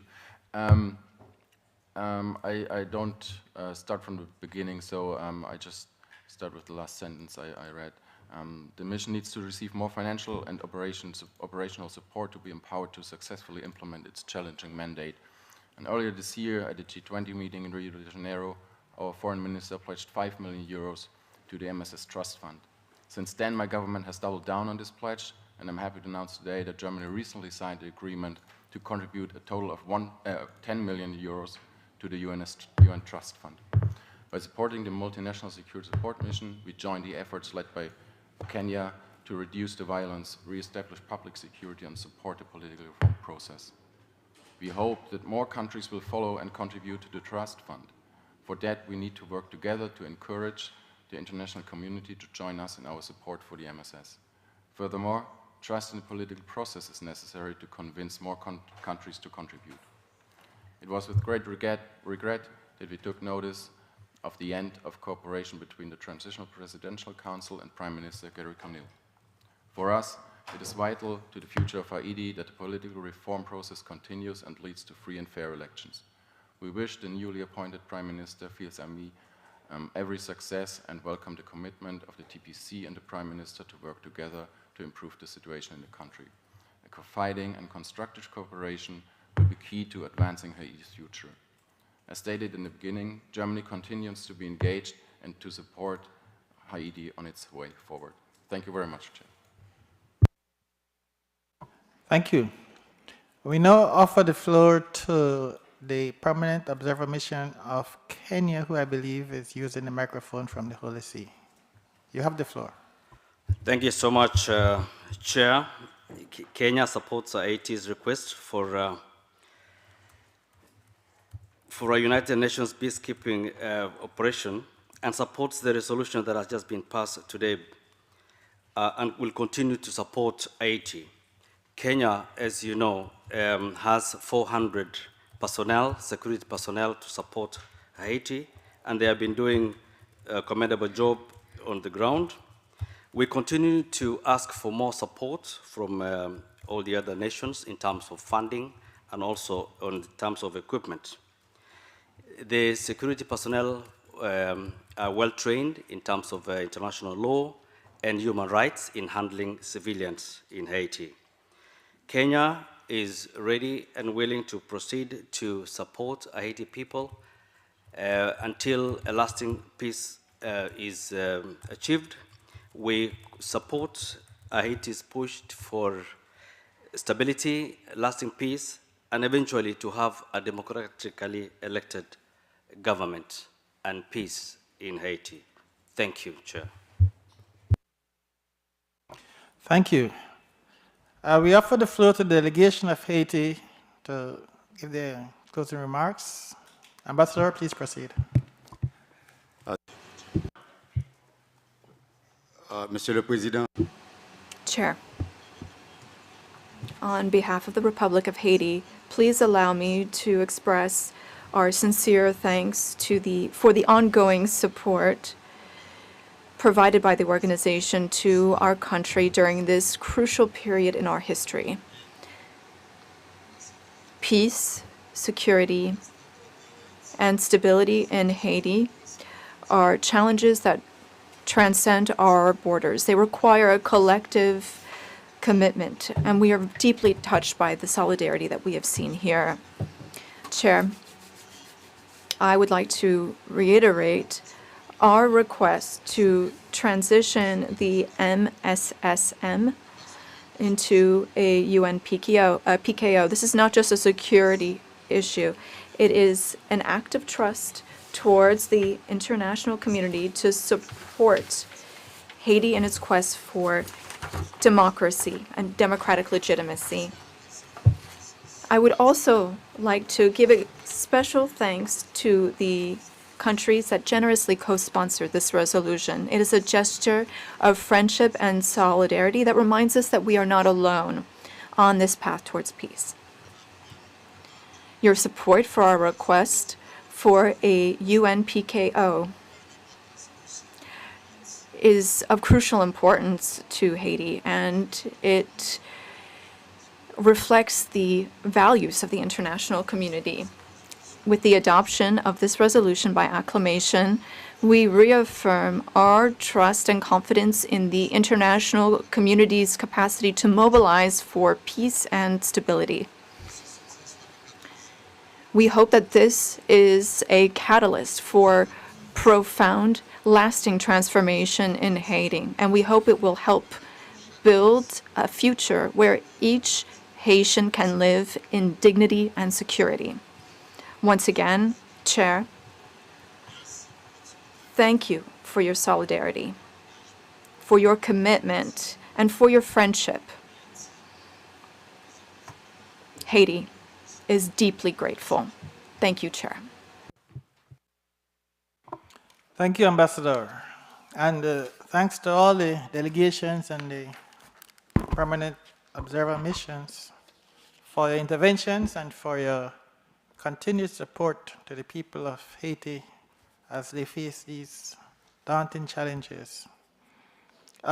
Colleagues, I'm trying my best to try to get us finished by 2 o'clock. 1:59 actually. If we don't, we will have to break for lunch. So we have 2 more items. I propose we go on to item 5 on the agenda. And after that, I think the video should be ready, and then we can show the video after that. So item 5 on the agenda, in response to the request made by the Permanent Mission of Colombia, on behalf of the delegations forming the OAS Group of Friends of Persons with Disabilities, we are tasked with addressing the topic of the promotion of the rights of persons and disabilities who are not visible or who are underrepresented, as outlined in the notes circulated on the document CP/INF 10378/24. I would like to extend a warm greeting and give the floor to the distinguished panelists who will contribute to this important discussion. First, I invite Ms. Betidle Munoz Pogosian, Director of the Department of Social Inclusion, to take the floor. Madam Director, please proceed. Muchísimas gracias, señor presidente. Thank you very much, Chair. In Latin America and the Caribbean, there are about 805 million people living with disabilities. In other words, 1 out of every 3 homes has at least one person with some type of disability. And as we know from the Convention on Persons with Disabilities, include people with physical, mental, and intellectual difficulties over the long term, and these people face obstacles that prevent their full participation in society on equal footing with others. There are many disabilities that are underrepresented or invisible because you cannot see them just by looking at a person. This is the case for people with sensory, neurological, or mental issues that face problems when it comes to quality of life and performing their daily tasks. This may include people with sensory or intellectual disabilities or people with psychosocial disabilities. In the OAS, the Committee to Eliminate All Forms of Discrimination Against People with Disabilities defines people with intellectual disabilities as people who have cognitive, intellectual, communication, and adaptation abilities that are different, and they face barriers to exercising their rights because there is social stigma. For people with psychosocial disabilities, these people may self-identify as people who use mental health services, and there may be people who have mood swings or who experience other issues, and it's very difficult for them to overcome this stigmatization. Because these are not visible disabilities, they are often underrepresented as well. So as a result, these people are misunderstood and not recognized. They experience segregation and they aren't able to be fully autonomous due to these various conditions. Another challenge that this group faces is the fact that people who don't see those disabilities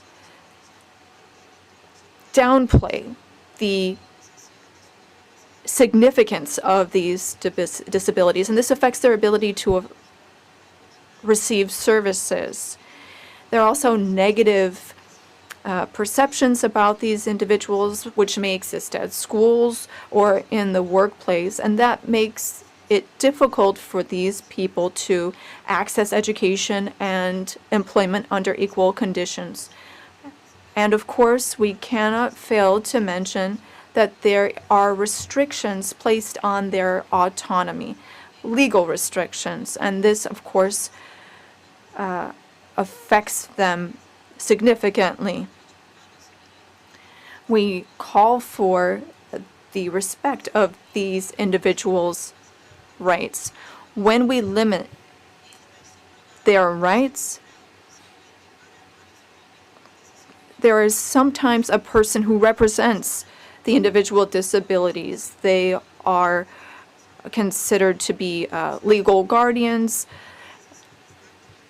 or there may be other legal statutes, and sometimes this prevents the person with disabilities from making their own decisions. The OAS has worked to raise awareness about the right to personal autonomy, and we have promoted other measures. We have a group of experts for the program to support the dignity of persons with disabilities. And we focus specifically on legal rights, and we also are helping the committee develop a guide on these legal issues for people with disabilities. Today, we reiterate the importance to OAS member states of taking ownership of this guide to address these challenges. To conclude, Chair, the Department of Social Inclusion reiterates its call to harmonize laws and codes which still have discriminatory provisions. We also call for administrative and legal measures to be taken to ensure that people with disabilities can exercise their rights under equal conditions. Thank you very much, Chair. Thank you, Madam Director, for your presentation. Next, I invite Ms. Marcela Benavides Munoz, President of the Emancipatory Circle Corporation of Women and Girls with Disabilities of Chile, to share her insights. Ms. Benavides Munoz, welcome to the OAS Permanent Council. Please proceed.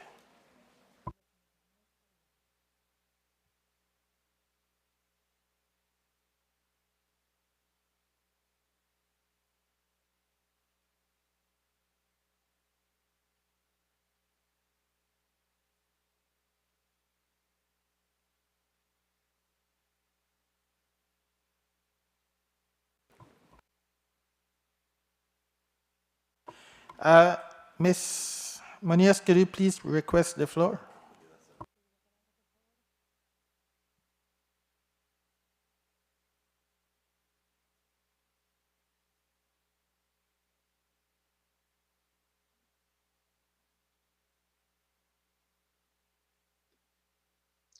Buenas tardes, presidente.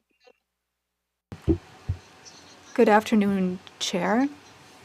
In Chile, there are millions of people living with disabilities. Unfortunately, the original audio is not allowing for interpretation consistently at this time.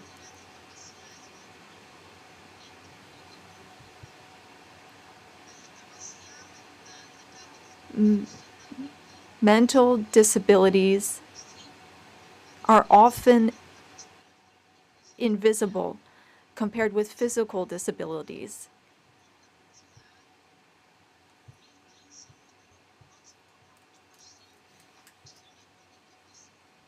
People with disabilities in Chile are also affected by mental disabilities. Estas cifras, debido al estigma social They also face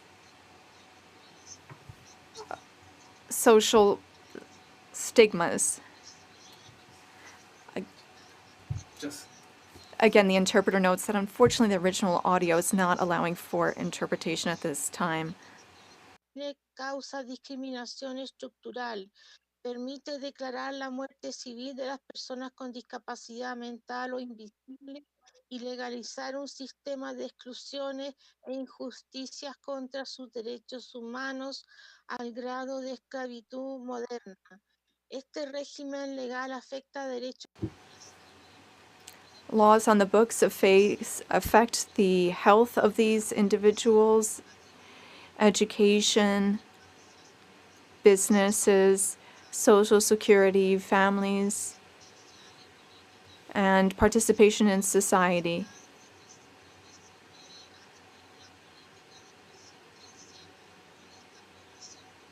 We need to do more to assist this vulnerable population. And many people with disabilities end up in institutions or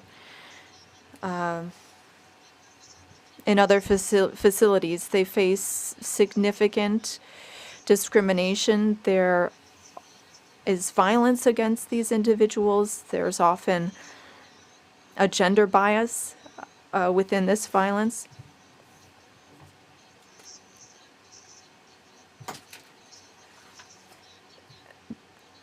We have documented deaths, the death of 163 people with such disabilities. We have also seen instances of other issues affecting people with disabilities.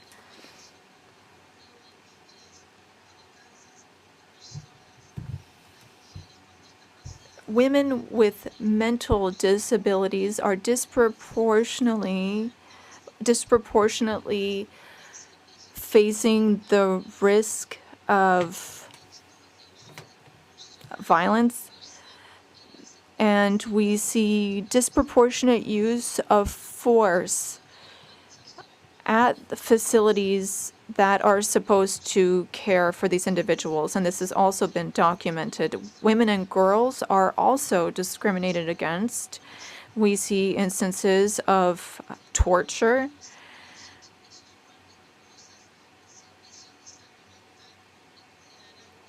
when they are supposed to be receiving care at these facilities.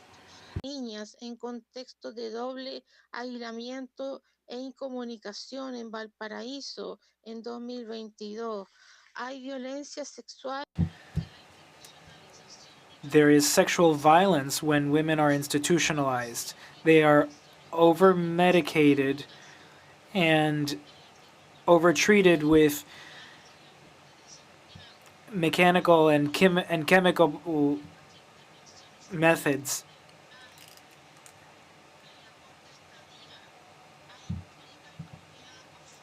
There is great impunity in cases of inaccessibility to mental health services. There is no legal protection. There is no restorative justice to the victims.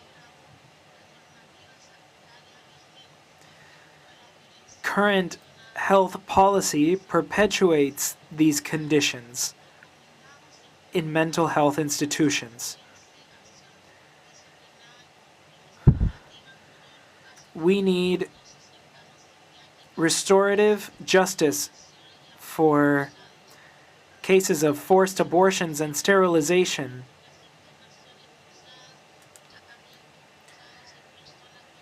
As well as forced treatment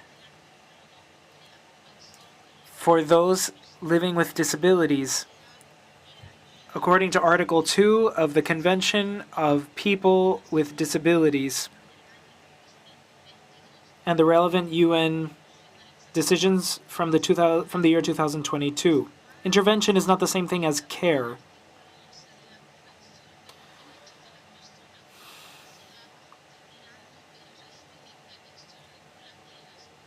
We must put an end to the regimen of conservatorships and implement measures to eliminate discrimination and structural violence against women and girls with intellectual disability. We need an independent monitoring mechanism pursuant to Article 33 of the Convention in alignment with the principles of Paris to promote and protect the rights of those with disabilities. Thank you very much. Thank you. We now finally offer the floor to Mr. Anderson Henao, the Director for the Guarantee of Rights of Persons with Disabilities at the Ministry of Equality and Equity of Colombia. Mr. Henao, welcome to the OAS Permanent Council. Please proceed.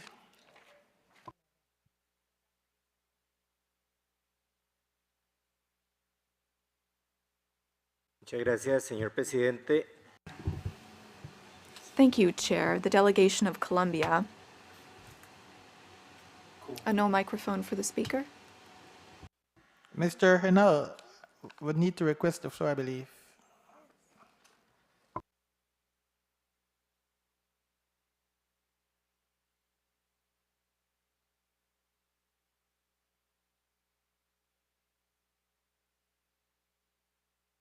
Respetadas delegaciones. Delegations, good afternoon. As a blind man and someone with other visual disabilities and an employee of the Colombian government, I am honored to speak today before the Permanent Council of the OAS. I would like to speak about the declaration of the OAS Group of Friends of Persons with Disabilities. This year, we are recognizing people with disabilities who are not visible or underrepresented. That is, disabilities that are invisible due to government action or omission. There are millions of people who have disabilities in the Americas and face historical inequality and inequity gaps. These inequalities affect their daily lives, their right to education and to employment, as well as to health, participation in political life and culture. Little by little, governments have been trying to respond and uphold their obligations to people with disabilities. We are part of the social contract. However, people with invisible and underrepresented disabilities, particular people with psychosocial and intellectual disabilities, continue to face practices by institutions that lead to segregation. This specifically affects women and young people with disabilities. There are still laws on the books that affect the legal rights of these individuals. The measures that we adopt as countries must do the following: provide social recognition of invisible and underrepresented disabilities. This social recognition is also a legal and constitutional recognition. Social recognition means creating systems to provide support and invite responses such as support for staff, mediators for decision-making, interpreters, among others. It also involves technological support. In Colombia, We recently created the Ministry of Equity and Equality, and we are taking steps in that direction to ensure the autonomy and independence and participation in community life for people with disabilities.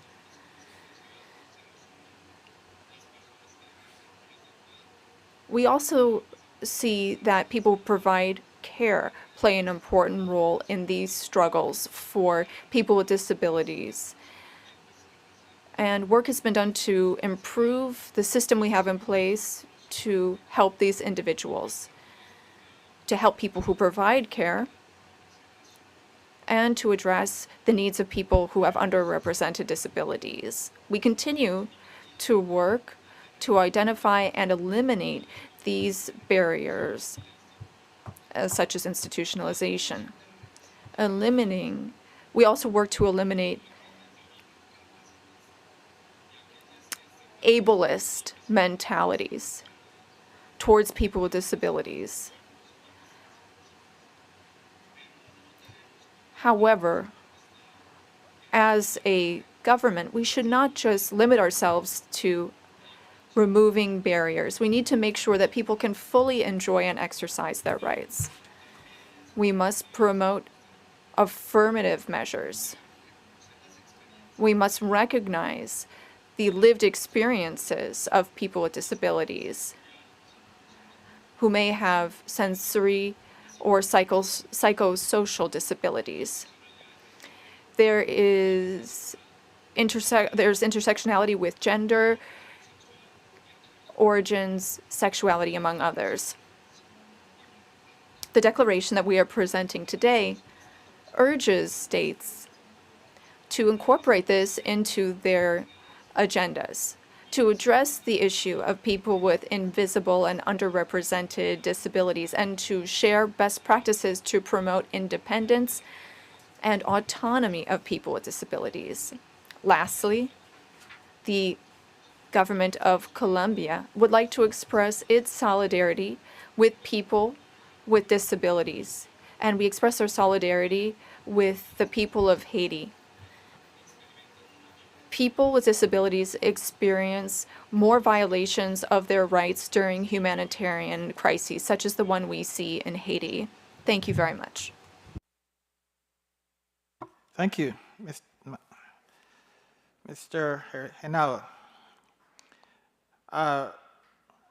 So I would like to thank the distinguished panelists for their interventions, and now I would like to offer the floor to the distinguished delegation of Colombia, who, on behalf of the members of the group of friends, will provide a brief presentation of the Declaration on the Promotion of the Rights of Persons with Disabilities who are not visible or who are underrepresented, which they will share with the Council. Ambassador, you have the floor. Thank you, Chair. The delegation of Colombia, in its capacity as coordinator for the group of countries friends to those with disabilities, on behalf of Chile, Costa Rica, Colombia, Ecuador, United States, Guatemala, Mexico, Panama, Peru, Dominican Republic, and Uruguay, we present this to the Permanent Council as a part of our declaration on individuals with disabilities. We are here today to reiterate a fundamental principle. We have to guarantee the rights of individuals with disabilities, especially those with invisible disabilities or underrepresented disabilities in our policies and in data. These individuals face additional challenges, and often their rights are limited due to a lack of representation, a lack of access to specific services, and discrimination based on their conditions. The declaration reminds that both the Inter-American Declaration against all forms of declaration against all individuals with disabilities, as well as the UN Convention, recognize that individuals with disabilities have the same rights as the rest of the population. Nonetheless, there are still alarming practices that violate such rights, and which specifically affect those with invisible disabilities or those with psychosocial, intellectual disabilities, namely affecting women and youth. Such practices considerably impact people's autonomy and dignity, and we cannot allow this to continue or to take further root in our societies. Those countries of us who have signed the declaration call on all member states to eliminate any discriminatory practice against individuals with disabilities, and that they prioritize the implementation of support to promote their autonomy in decision-making, to ensure that everyone can fully participate in society in an independent and dignified way. We reiterate that all those with disabilities, especially those with invisible disabilities or underrepresented disabilities, we reiterate that they must be able to exercise their rights. That includes voting, electing, and being elected. So we, states, must make reasonable adjustments to guarantee access to information and build a system of inclusive support. We also call on states to develop awareness-raising programs or campaigns that would combat ableism and promote respect for diversity. Full inclusion of individuals with disabilities is not just a right, it's an obligation that we must fulfill with a sense of urgency. Finally, we call on states to collaborate and share experiences and best practices that would allow us to design accessible policies for all. Today, we extend an invitation to advance towards a society where all individuals, regardless of their situation, can exercise their rights in equal conditions. That our actions today lead to a future of social equality and inclusion for all those who have disabilities within our region. With a view to fulfilling today's order of business, we will not read the entire declaration, which can be found in the invitation to this session, Chair. We hope that this will act as a roadmap to eliminate the multiple and concurrent barriers to acknowledgement, a lack of representation in data and public policy, as well as the scarcity of access to specific services that individuals with disabilities face, especially those with invisible or underrepresented disabilities. Thank you very much, Chair. Thank you to the delegation of Colombia for presenting the declaration, of which the Permanent Council has duly taken note. I now invite member states to address this item on the agenda to take the floor, and we begin by recognizing Mexico. You have the floor. Thank you, Chair.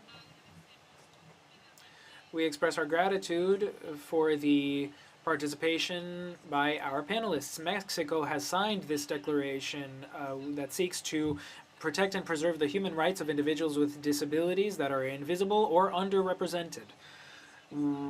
With our historic conviction of promoting and protecting the human rights of individuals with disabilities in general. Mexico's foreign policy and international policies in this regard meet the commitments made as part of this convention, adopted within the UN, as well as the Inter-American Convention for the Elimination of All Forms of Discrimination against Individuals with Disabilities, and the Plan of Action for designing the Americas to allow individuals with disabilities to exercise their rights throughout our region. My country has multiple plans to promote and preserve human rights, help those with disabilities, and make sure that there is no discrimination on a cross-cutting level. One example of our programs is the National Program for Work and Employment for Individuals with Disabilities, which combines actions at the educational and community levels to promote employment among this sector of the population, where we have efforts undertaken by our Secretaries of Health, Education, Work, and Social Protection. Despite these efforts and the valuable advancements in our region, there are still ableist, juridical, and political barriers that promote discrimination against individuals with disabilities. Mexico is concerned over the persistence of such obstacles to the full exercise of this sector of the population's rights, especially in the case of those who live with invisible or underrepresented disabilities. We welcome the valuable work undertaken by Colombia as coordinator for the group of friends within the OAS to individuals with disabilities, because this shows the commitment of us states to make sure that all individuals with disabilities, regardless of the kind of disability they have or the visibility of their disability in society, to be able to fully exercise their rights. We deeply value the commitment enshrined on disinstitutionalizing, so that people can live independently and be included in their communities pursuant to Article 19 of the Convention on Individuals with Disabilities of the United Nations. Mexico will continue to promote the protection and preservation of the autonomy of individuals with disabilities, and we will make sure that they can exercise their sexual and reproductive health and rights.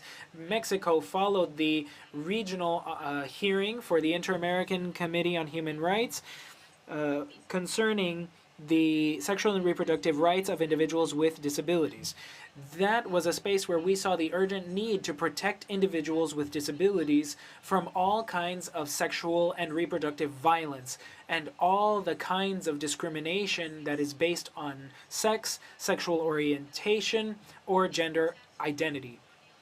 Listening to their testimony, we felt called on, as states, to do good on the obligations that we've assumed to protect and promote rights of all individuals, promote the rights of people with disabilities, both invisible and underrepresented. This is an act of justice.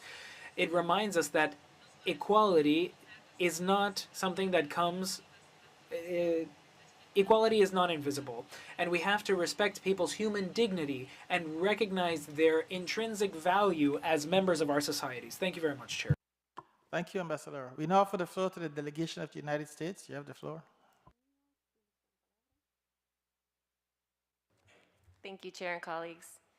The United States is proud to stand with a group of friends of persons with disabilities in promoting respect for the rights of individuals with disabilities, including those with disabilities who are often invisible or underrepresented. We recognize that for too long, many individuals with psychosocial, intellectual, or sensory disabilities have faced compounded barriers that hinder their full and equal participation in society. Today, we reiterate our commitment to advancing inclusion, dignity, and independence for all persons with disabilities across our region. The United States firmly believes that persons with disabilities should be able to make their own decisions, free from arbitrary or unlawful institutional barriers that limit their autonomy. We are committed to transitioning from outdated institutional care models to community-based support systems that uphold the dignity and rights of every individual. Through the United States Agency for International Development, we support initiatives in Latin America and the Caribbean to foster community-based care, strengthening local services that enable persons with disabilities to live independently, actively participate in their communities, and access the support they need. We also emphasize that inclusive democracy means empowering all voices. To that end, the United States has partnered with governments and civil society organizations across the region to increase accessibility in elections and political processes. Through the State Department's Bureau of Democracy, Human Rights, and Labor, we have worked to advance electoral reforms that help ensure persons with disabilities can exercise their right to vote and be elected with appropriate accommodations at every stage of the process. This strengthens our democracies by fostering greater representation and engagement in line with the principles of the Inter-American Democratic Charter. Chair, addressing stigma and dismantling ableist stereotypes are equally vital. USAID supports awareness campaigns throughout the Americas that challenge harmful stereotypes and promote the abilities and contributions of persons with disabilities. We work with local leaders and public sector employees, offering training on inclusive practices that benefit educational institutions, workplaces, and public services. These efforts are foundational to creating societies that celebrate diversity and enable individuals with disabilities to thrive. Lastly, we recognize that respect for human rights requires the participation and leadership of persons with disabilities in policymaking and implementation. The United States joins OAS member states in efforts to continue identifying and addressing the specific needs of members of underrepresented disability communities. We must all ensure that our policies and practices reflect the lived experiences of all persons with disabilities, allowing them to live with full dignity and independence. Thank you. Thank you. We now offer the floor to the delegation of Paraguay. You have the floor. Gracias, Presidente. Thank you, Chair. My delegation welcomes the inclusion of this theme during today's session on the request of the group of friends of individuals with disabilities, which shows the importance of including on our regional agenda the situation of individuals with disabilities that are either invisible or underrepresented. We also thank the panelists for their presentations. Chair, according to official data from 2018, the percentage of individuals with disabilities in Paraguay makes up 7.5% of our population. In that context, the state of Paraguay has assumed the responsibility of overcoming challenges to consolidate mechanisms, spaces, and places to promote, protect, and ensure the human rights of individuals with disabilities, with the challenge of having a cross-cutting focus within public policy. Paraguay has a national commission for individuals with disabilities, made up of official institutions and civil society organizations for and by people with disabilities, which is in charge of creating national, sectoral, inclusive policy with a focus on rights. Currently, we have a national action plan for the rights of people with disabilities, which is based on the UN Convention on this theme and international conventions on human rights. With these actions, the government of Paraguay reiterates its strong commitment to eliminate barriers that might be ableist, physical, social, etc., that are an obstacle to individuals with disabilities exercising their rights. We want to implement mechanisms so that they can live a life of dignity and without discrimination. Thank you. We now offer the floor to the delegation of Brazil. You have the floor. Thank you, Chair. We want to thank Colombia in their capacity as coordinator for the group and for leading the group's work. As a signatory state, we are concerned. We work very hard to combat discrimination in all its forms. But we need constant investment in public policy, especially when it comes to assistive technology, education, and public literacy in these areas. Brazil has adopted a human rights focus based on inter-American conventions and those of the United Nations system in this regard. Our efforts have been the result of conversations between government, experts, civil society organizations. Ministries have been instrumentalized to provide training and awareness raising on the realities that those who suffer with disabilities or live with disabilities face. We also work to promote an economy of inclusion, and we see the participation of this sector of the population as necessary to sustainable development. Their participation represents some $6 billion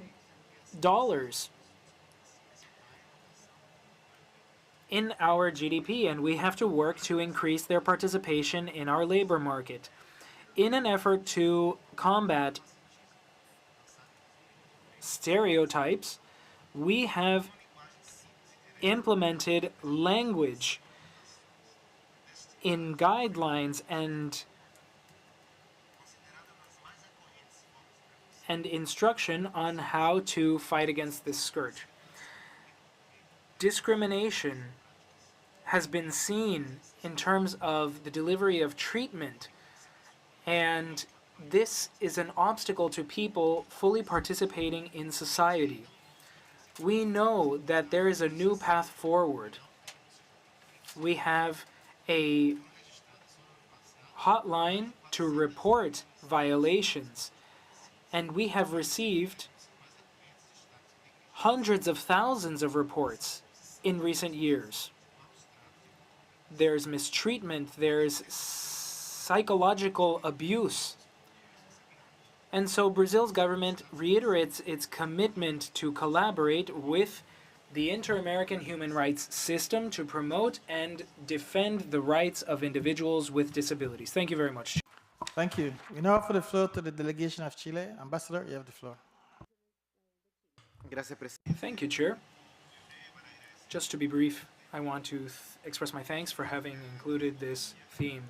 I want to express my thanks also for Colombia's leadership in the group of friends, and I want to highlight our commitment. Each of our countries is working very hard to make progress in on this theme. Now, given the time limit, I'm only going to touch on 4 things. First off, there's the legal aspect.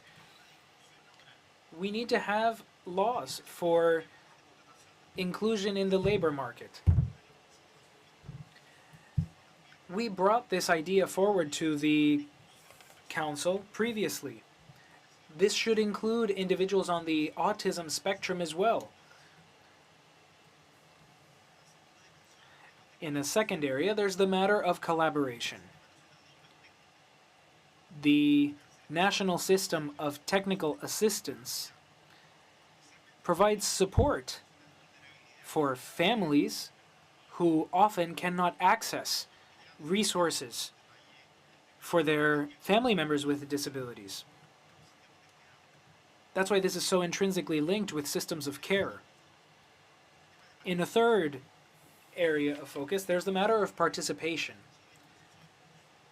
We have a process already underway in Chile with those who are deaf and blind to increase socio-linguistic and cultural reach in our efforts. And to close, Chair, fourthly, I think we often lose sight of this factor, but it's important that we think about how we change culture around this theme. And that should be done for the sake of modifying behavior. Not just for the benefit of those with disabilities, but for all of society's benefit.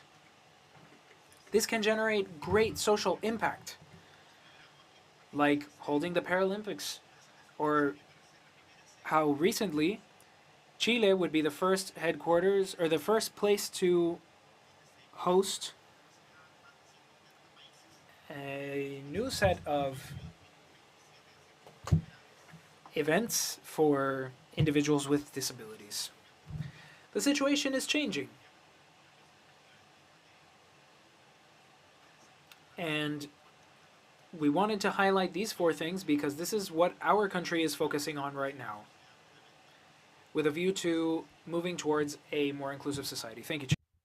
Thank you. We recognize the delegation of Canada. Ambassador, you have the floor. Merci, Monsieur le Président. Thank you, Chair. I want to thank the Permanent Mission of Colombia and the group of friends to individuals with disabilities for bringing such an important theme forward before our Permanent Council. I also want to thank the speakers for their presentations, which have been so enriching for our debate. The rights of individuals with disabilities are people's rights, period. And we will continue to implement ambitious measures to defend the rights of people with disabilities in our hemisphere and the world. Many face barriers due to disabilities that are not visible, and we must bear this reality in mind as we work to ensure that we leave no one behind. Canada remains focused on upholding and safeguarding the rights of persons with disabilities and strongly advocates for the full inclusion of persons with disabilities in all aspects of society. Everyone benefits when we can all participate in workplaces and communities, families, social and cultural lives. There is much work that remains to be done to create a future free of barriers, where all persons with disabilities are treated with dignity and respect and are provided with equal opportunities to thrive. Canada is committed to continuing to work with all of you around this table and around the world to achieve this goal. Thank you, Mr. Chair. Thank you. So colleagues, we are up against our time limit. We have 2 more items. We have to return to item 4, and we have other business. So what we propose is that we take a break. We can get some lunch, and we return at 3:15. If we can all agree to do that, then we take a break now. Agreed? Thank you.